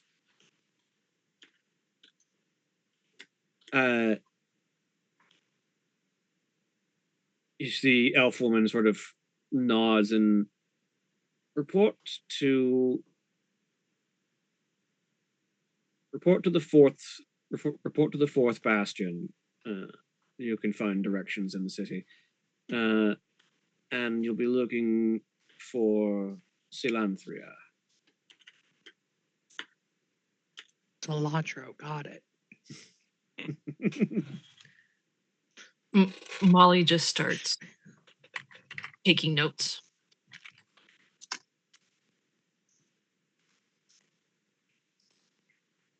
Morgan just gives a slight head bow and just like, thank you for the information, thank you for your chance, and apologies for taking your time. Standing Legion appreciates your desire to assist and will be happy to reward you with coin and favor as needed. Molly Morgan still just- stays silent, Yeah. just nods respectfully. Yeah, Morgan just nods and goes to walk away. Molly follows. Molly will notice the smirk as soon, like the smile come across her face when hearing coin and favor specifically. It's like, okay, yes, Morgan is nailing what she wants out of this. It's Like Morgan knows what she's gonna get. side eye. It's like it's saying, "Yes, I heard that too." It means this place works that way. I think it does. It means we can work with this. One step at a time, but it I is know. promising. So far, so good.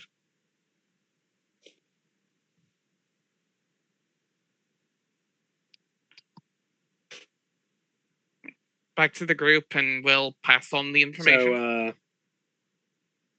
Ingrid, are you going anywhere specific or just hiding? I'm just hiding. Okay. Like, I'm not skulking around or being sneaky. I'm literally just making myself as little visible as possible. Mm-hmm. So, in other words, we get back and we find Astra, but we don't find Ingrid. I mean, that stealth wasn't particularly high. You might see Ingrid around somewhere. Is that It's just that Astra's perception was also a 4. Yeah, I have not realized that Ingrid is not there. I'll be Morgan, I forever think, annoyed that you might two spot her. chose such similar names. I believe Morgan spots her with a 14. Yeah, just Yeah. meeting it. Yeah, you managed to spot Ingrid trying to avoid being seen. Yeah. Just kind of like, up nod of like, we're good. Molly's got to look over at Morgan? She knows we can see her, right? like I said, she's not being sneaky or stealth. Like, She's just trying to minimize her presence. Yeah. So she's just kind of like standing in like a nook between buildings. Just head motions over to the rest, over back towards us. It's like, we're good. All right, what do we got? What are we dealing with? Problems on the town or village 2 days out by runner. There's other issues that are taking attention away from the train, so they can't deal with it. So they've given us a chance. Yeah, apparently resources are spread thin and there's higher priorities than whatever's going on the outskirts. So they're willing to give 2 people they just sized up and their compatriots a chance. We're killing slaver bitches. Yes. Dope. But also, I didn't even have to prompt about the word favor or favors. So we'll see what we can get Yes. out of them. We'd be rewarded with coin and favor and or favors. That's So- exactly what we're wanting.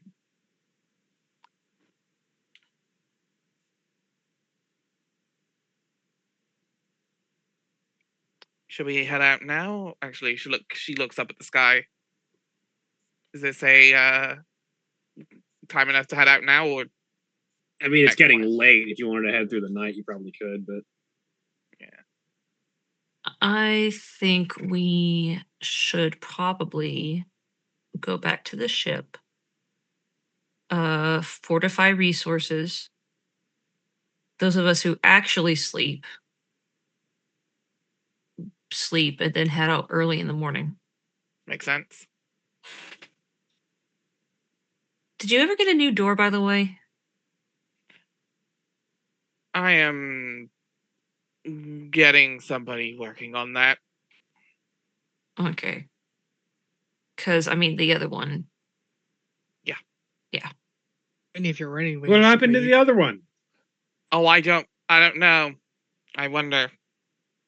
Somebody knee-high to a grasshopper got in a tizzy. Yeah, like there's this weird hole about knee height in the bottom of it. The weird scorch marks on the outside. Huh, you should I don't open know. doors when Weird. people knock on them. Let's go. I don't know. Weird. I don't know Um, if you're renovating the ship, then are you adding spikes to your library, Molly? Maybe. Sexy spikes. No.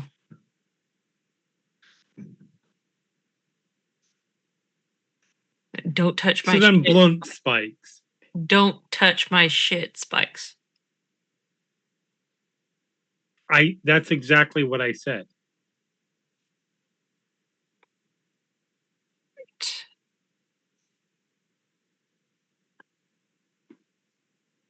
All right. What I heard. Yes, you hear a lot of things. Actually, no, legitimately I don't, because my perception is a +0. You think you hear a lot of things. You hear a lot of things. They just happen to be coming from yourself. Hmm. Or your soul. Oh, you mean that? Yeah. No, occasionally I hear a really whiny, bitchy version of me talking. How do you know the difference? That one can't Eldritch Blast you. Mm. I mean, that one could possibly, help you out with a bit of, guidance, but you never listen. Like I said, one of us is a whiny bitch. Out of character, I do find it amusement that Astra's the present, we have Astra the future, and then the sword of the past. Uh-huh.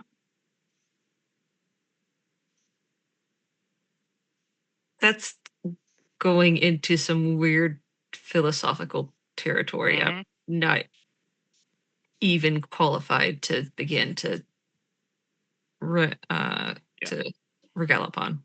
It's getting far too close to Homestuck for my liking. Uh-huh. I will immediately just put grok the Homestucks in the group. I will just go, look, if you have actual advice that doesn't come with this passive aggressive, oh, you never listen to me, bullshit, I will happily listen to it. However, you never do. It's always vague warnings and bullshit like that. And it always comes with your fucking guilt trip bullshit. Do we hear any of this, or this all in her head? No, that's me verbalizing. I'm saying all that. Yeah. Are you doing the literally talking to yourself thing again? No, I've grown tired of your passive aggressive advice that you never give. What Like you would listen. do you listen? That rant was not meant for you, but if the shoe fits, feel free to lace that bitch up and wear it. With spikes? I mean, spikes do make shoes sexy, so. For one, why are you trying to waste time looking for this person you're seeking? Where else would they be but the most fortified place in the city? They seem important. Uh-huh. There's a You lot mean the of place that we can't just waltz into? One of you can. One of you's waltzed into the most highly fortified places in every city you've been to. Right. Hold on. Let me give that brilliant advice. Hey, dead fucker, you want to sneak into the most dangerous place in this place to try and find our prisoner? Or do you like being your current state of being kind of alive? I was kind of thinking about looking around while everyone was asleep, so I'm not surprised. All right, your second funeral. I didn't have a first funeral. I mean, they have a pretty good track record, actually, when you think Honestly, I hate to say it, that's why I thought it was an idea, because hasn't failed yet. Obviously, be careful. We're in much more danger here than anywhere else. Yeah. But Hey, look, we were already thinking about that advice. So again, your insight from the future is useless.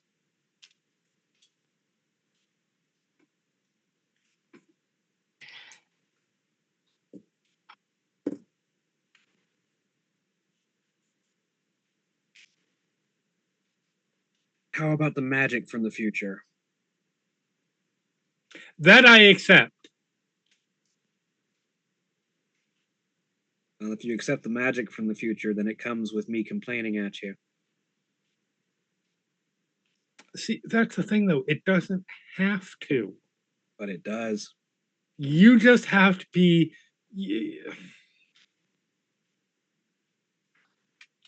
I can't even talk to you right now.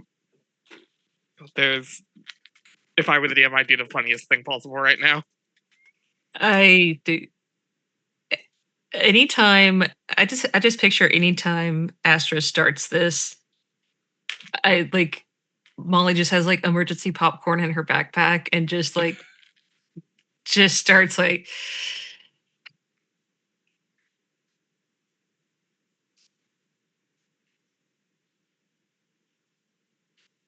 Like, it's not even the whininess, it's the smugness about the whininess.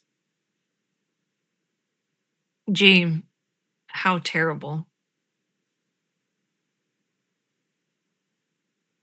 You smug? Never. Yeah, but I'm smug, but I'm not whiny. You can be whiny or you can be smug. You cannot be both. And yet somehow you've overachieved to include them both. Listen, I'm a lot of things. Whiny is not one of them. I'm just saying, What are you putting doing this right on your now? future self, that came from somewhere. I mean, denial ain't just a river in Egypt. What's Egypt?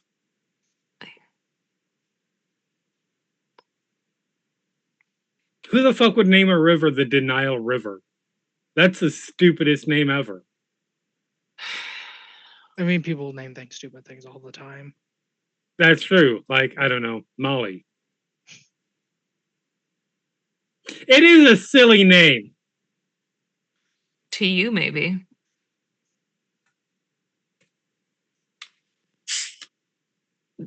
I'm named after a ghost. Who are you named after? I don't know.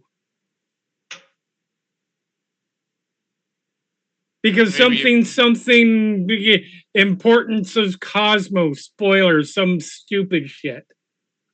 I mean, maybe future self could tell you if you listen to her. Morgan will start walking away with a smart grin on her face. Would you say? What? Maybe your future self could tell you if you listen to her, and she'll just walk away, like hands behind her. Just like, I listen to her all the fucking time. You hear, but do you really listen? Yes. Don't. You shut up. See, no. Hold on. That's the problem, is that I listened. And you didn't expect me to do that, because when I listened, I realized all the ways that you fucked up, and I'm not gonna be you. I don't know if you really listened if more than 50% of the time your response to anything that I say is you shut up. I still hear it and absorb the information. I just tell you to shut up.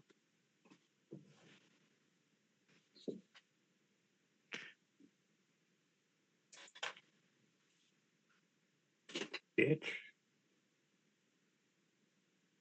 Now the sword gets a time. Yes, but I don't deny that I am. You think you're some high. Let's walk. Let's go. I'm done talking to me.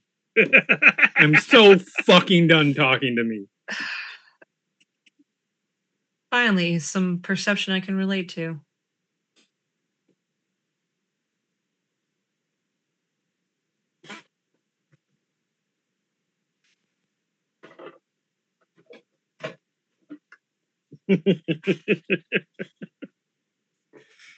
So what are you up to now? Are you just getting a rest in? And is Ingrid taking off in the night?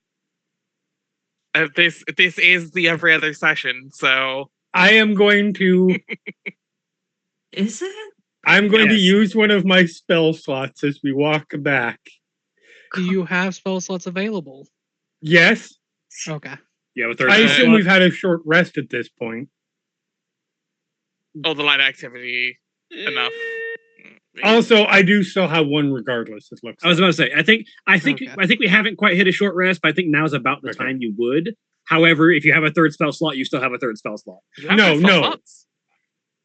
You used 2 Eldritch Smites in the Did last I fight. use 2 already? Yeah, you used Elder Yeah. Smite twice in the last fight. Okay, never mind. I only marked you one Nova'd. then. I would say you probably have enough time for a short rest before everyone else like gets down to sleep for the night. So Yeah, that doesn't let me do what I wanted to do. That's fine. I was going to use one of my spell slots to cast Delay on Molly, just so it wouldn't do much, but it would just mean that you go further back in the hypothetical initiative order, which means it just stumbles you and slows you down briefly on our walk back.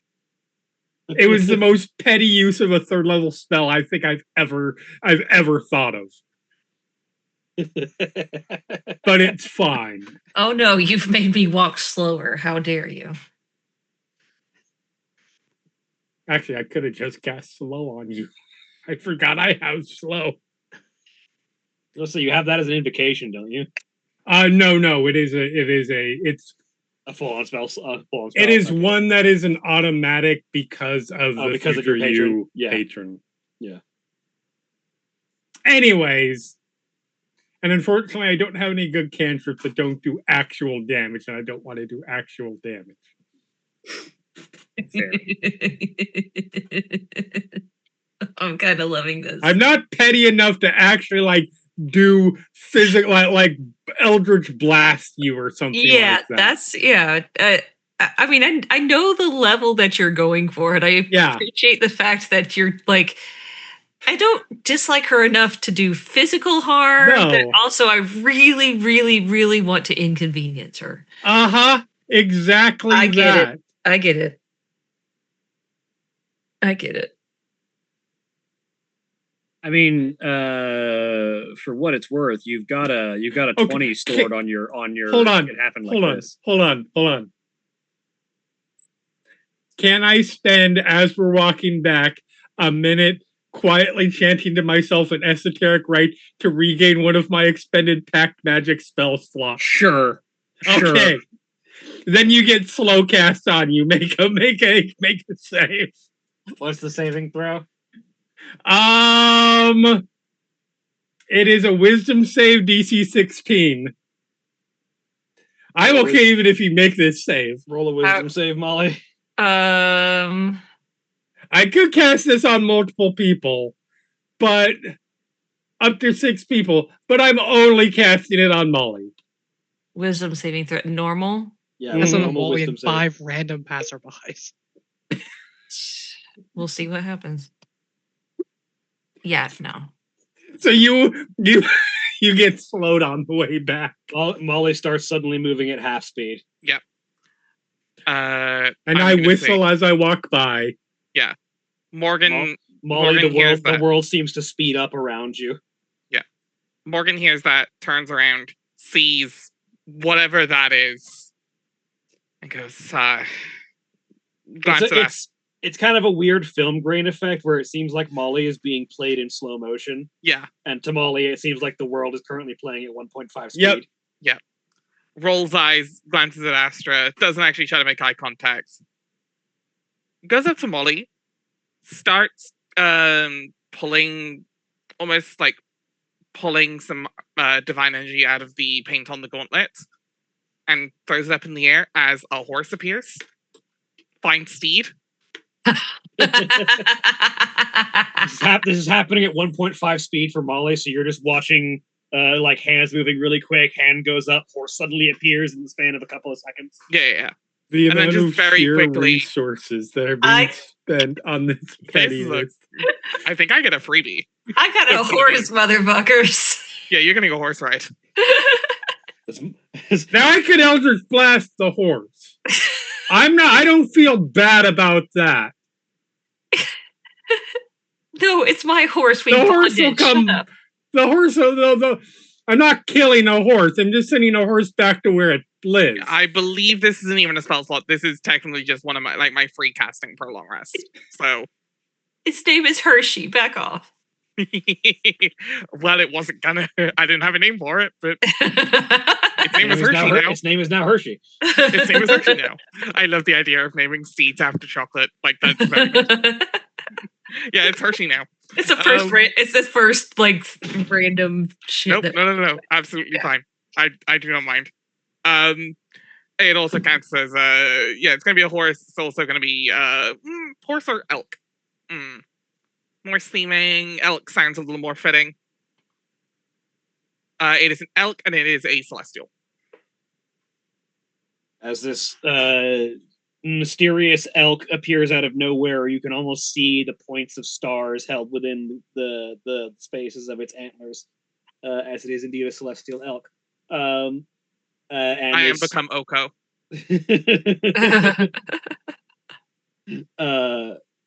I'm assuming Molly will help. Morgan will help Molly on Molly onto the elk, which again happens at 1.5 speed for you, Molly. Yep. It's just like and will like probably not the first time she's ridden this thing. Just saunters past Astra at elk speed.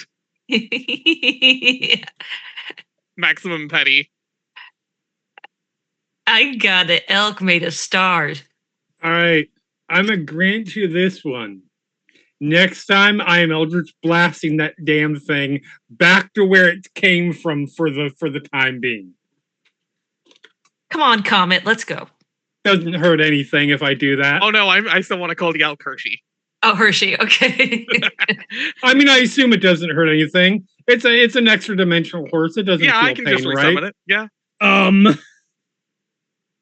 Are you Doesn't die and doesn't feel pain are two separate sentences. Yeah, no, That's it exactly feels the pain. point that I was making. It does just disappear back to the upper planes. leave Hershey Yes, but it's- alone? Asgard, I guess. Yes, whatever but it plane it would still be. feels the pain. Yeah, it still Leave has hit points. and shit. Hershey alone. Yeah, it still has hit points. You petty bitch. Like the robots. Why was I programmed to feel pain? Oh my god. Oh my god.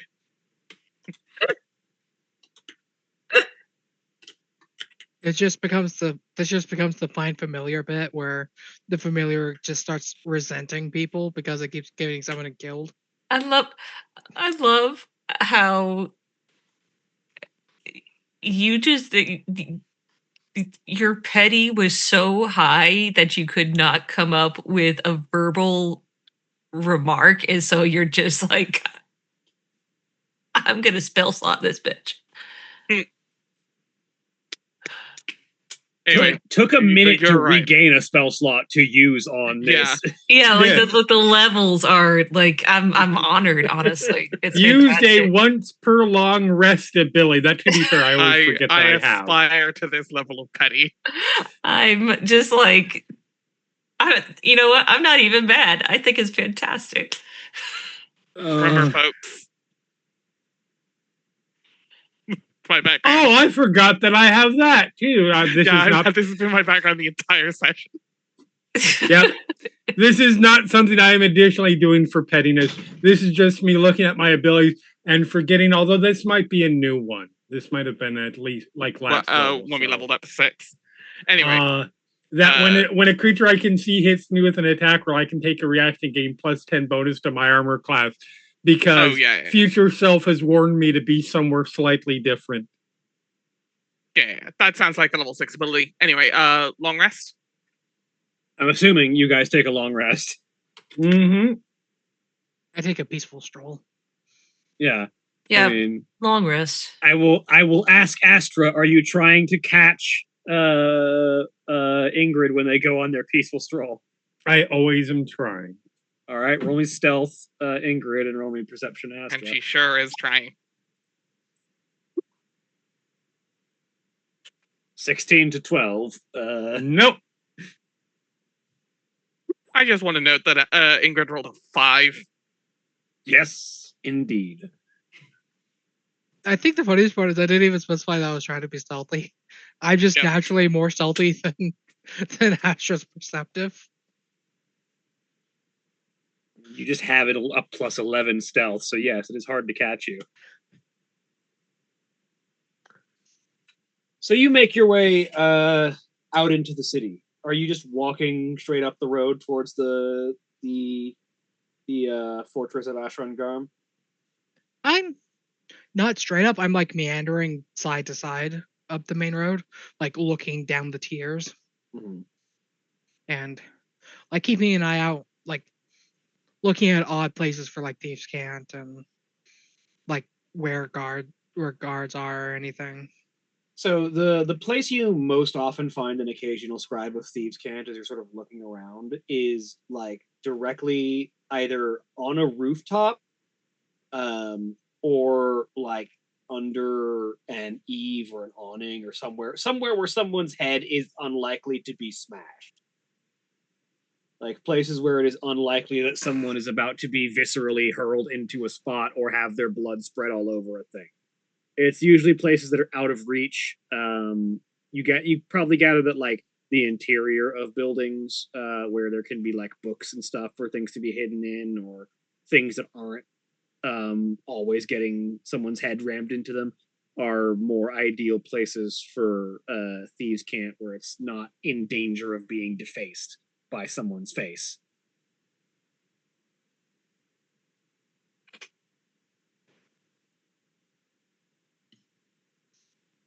But you slowly make your way up the snowy streets of Volkir.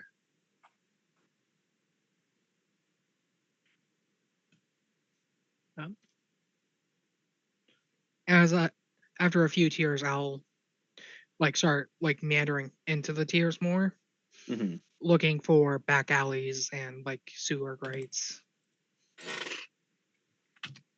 So the thing you learn quickly about Wolkir is that it doesn't really have much of a sewer system. Mostly just because it's too goddamn cold. The primary issue with like a dedicated sewer system in a place like this is that without like centralized heating to keep the pipes from freezing, everything freezes. Like any kind of like plumbing or sewage or anything like that has to be very carefully maintained, to the point that you don't really see like grates. If there is some kind of like city infrastructure for dealing with waste and things like that, it is either A, magic, or B, operates above ground. There are decent odds, as you sort of look around and see, like, there do appear to be some forms of heating applied on some of these structures. There's like metal, like big brass tanks that are strapped to the sides of some houses that look like they are likely boilers for providing heat to the interiors of houses. There is good odds that, in fact, some of these places do, in fact, have decent heating. And there may be like individualized sewage transfers like from out of a house, but you suspect that there's probably no like massive sewer system that of the kind that you would have found in Vival or potentially even in Rumor, simply because asking someone to go into the underground without sufficient heating in an area that is covered in snow is asking someone to freeze to death.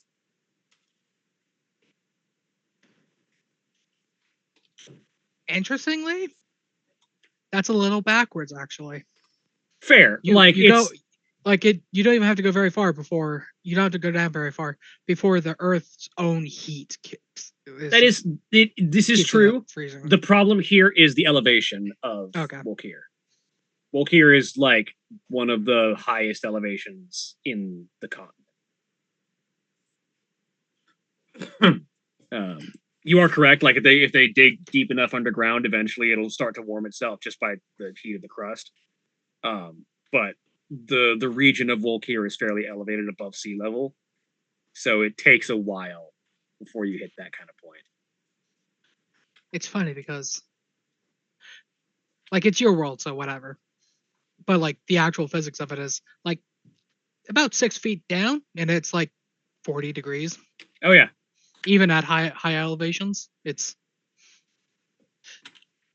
if you're lost in the mountains, go in a cave. It's probably warmer than outside. I think in particular in this case, it's the fact that the sewage system that they would be able to create would not be able to be insulated enough, because like it would need to be 6 feet under, and at that point it would need to be 6 feet under and able to sustain the weight of everything above it. Yeah. Without collapsing. Like, it would be an engineering feat to give the city a good sewage system. Yeah. Theoretically possible, but not done here simply because they have some decent engineering. It's more devoted to like keeping the surface warm enough and in operational capacity. Okay. Doesn't seem like there's any type of underground.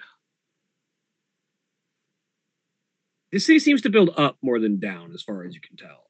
If there is underground, it is individual things that, like I said, individual systems might exist because, again, as mentioned, you can dig something that is 6 feet down and won't collapse under an individual building, even if it is much harder to build that kind of system that would go under everything in this massive, sprawling fortress city. Like a house might have. A house might have a basement, yeah. Yeah, have a basement or a cesspit or. Yeah. Like something, but there's not like Devola where there's an entire undercity. Yeah, like if there is underground anything, it is the kind of underground that is like localized and specific to one spot.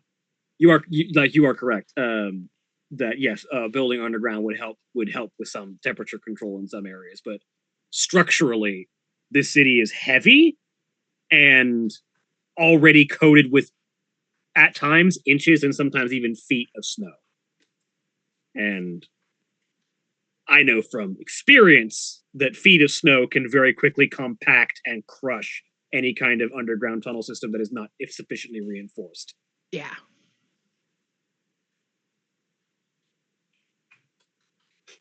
Hmm. How about back alleys? Like, does there seem to be like? Oh, there's plenty of back alleys. Okay. The grid system of this city means that, like, the way the city is layered, it's like on like a sort of like staggering grid. There's a lot of alleys and back alleys between buildings. Okay. How many tiers are there to the city? There are 10. 10? With the Fortress of Ashrangarm being on the highest. So tiers 1 through 4, I'd be mostly on the main street. Mhm. 5 and 6 kind of meandering into the tiers some more, and then like tier 7, I'd be sticking mostly to the back alleys as I progress up the tiers. Mm-hmm. And then as I get higher up, focusing more on not being spotted. All right, go ahead and roll me stealth as you get higher up. Let's see. Do better. How about not? Okay. I rolled a 2. Yeah, with a 13, you get the sense that you are able to move around the city without drawing too much general attention. But you're gonna need a plan or some kind of assistance or something to change your situation if you want to try and get inside anywhere specific without being noticed. Like you got enough stealth just innately that even on rolling a 2, you're not like standing out like a sore thumb. But if you want to get somewhere where someone might be paying attention, you're gonna need something that'll let you roll a new stealth check. Something about your situation needs to change enough that a new stealth roll is justified.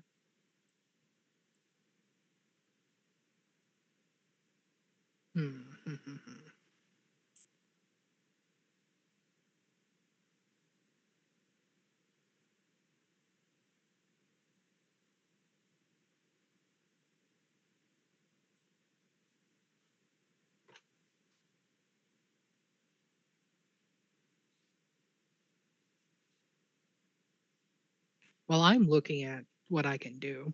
What's Astra doing at night since she also doesn't sleep? As I was saying, what is Astra up to? That is a really good question. I realized as I remembered that this is a largely tundra city that I put Zash in the wrong environment. So let me re-upload her picture now that it's got the right background.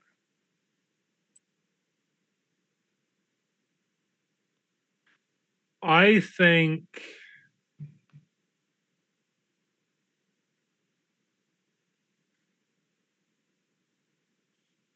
Astra, wherever the room that whatever room she appropriates for, and she doesn't have to sleep, but room's a room and she's gonna take it. She is honestly probably just sulking in there over the whole thing that happened. Just sort of stewing.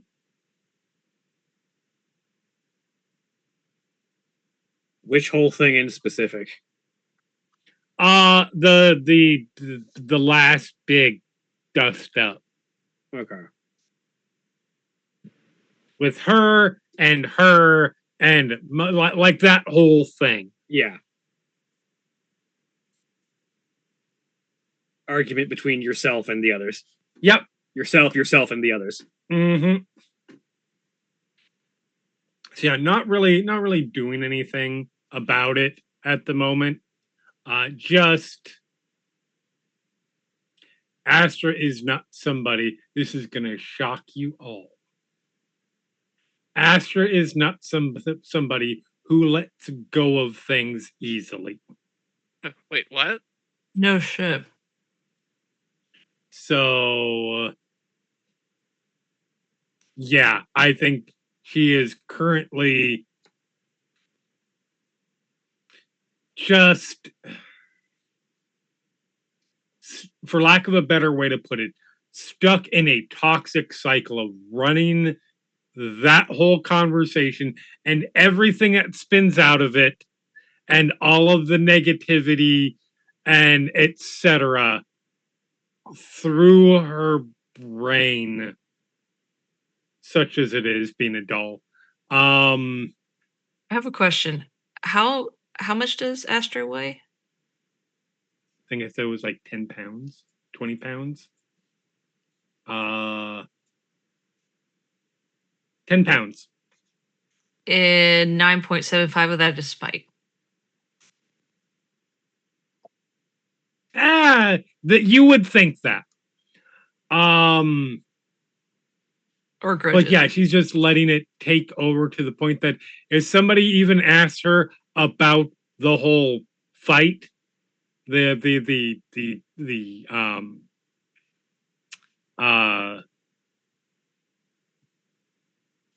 arena fight, The fight in the tavern.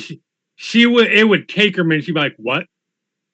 Like that has completely exited her brain now.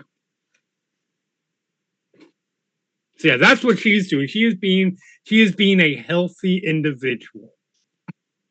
Those are words. Not necessarily the words I would associate with that, but yes. Denial.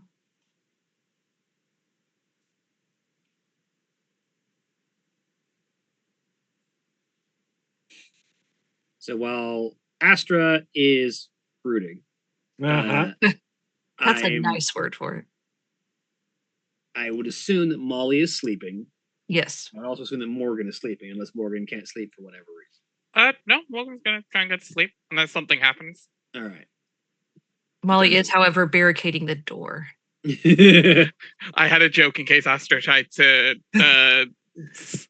burst in, but I'll save it for next time Astra tries to burst in. So while that's happening, things might happen in that regard. But in this particular instance, because we've got 5 minutes left, as you get a little bit closer to the fortress of Ashrungarm,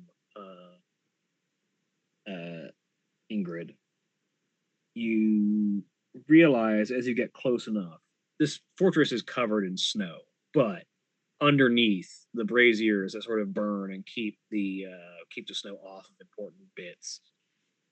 This place is built out of black, dark metal that stands out a bit from the rest of the metals and materials that the rest of the city is made out of.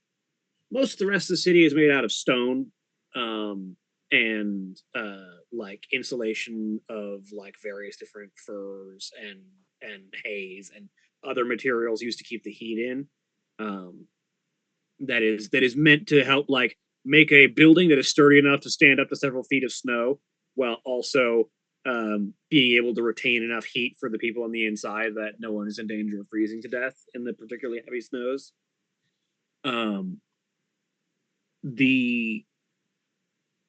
This material is something else. And in fact, if you would like to roll me a history check just to see if you recognize the metal.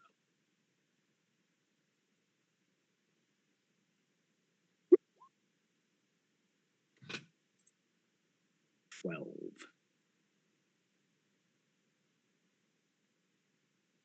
So it's weird. You know this is a special metal. You know it's a rare metal. the specific name of it or like what its properties are escaping you right now. You would probably recognize that metal if someone said the name out loud, and you would probably be able to connect it to, oh, that's the metal that I was thinking of. This fortress is made of. But until you hear someone say the name of the metal or have another reason to remember it, you won't right now. But it's rare. You do remember that much, and you remember that it's weird that there is enough of it in one place to build an entire fortress out of.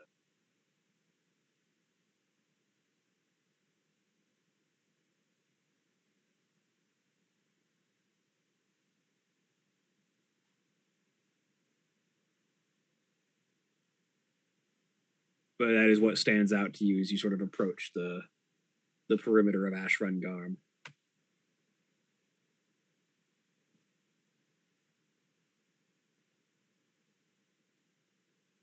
The thought comes to mind.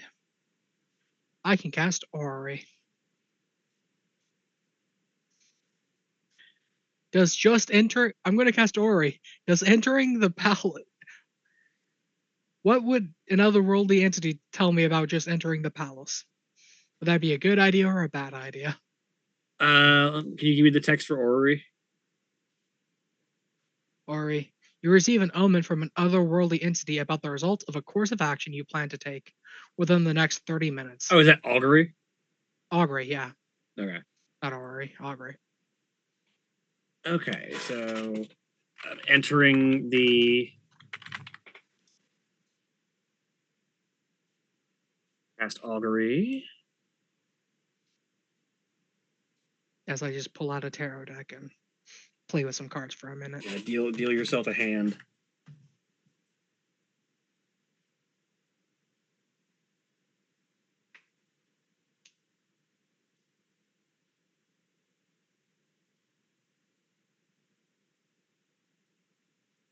The signs point to both weal and woe. Okay.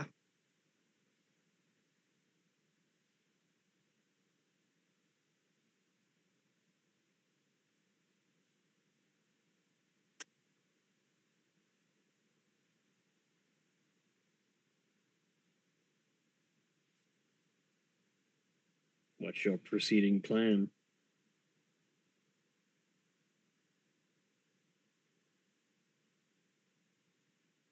I'm going to go back and get Astra.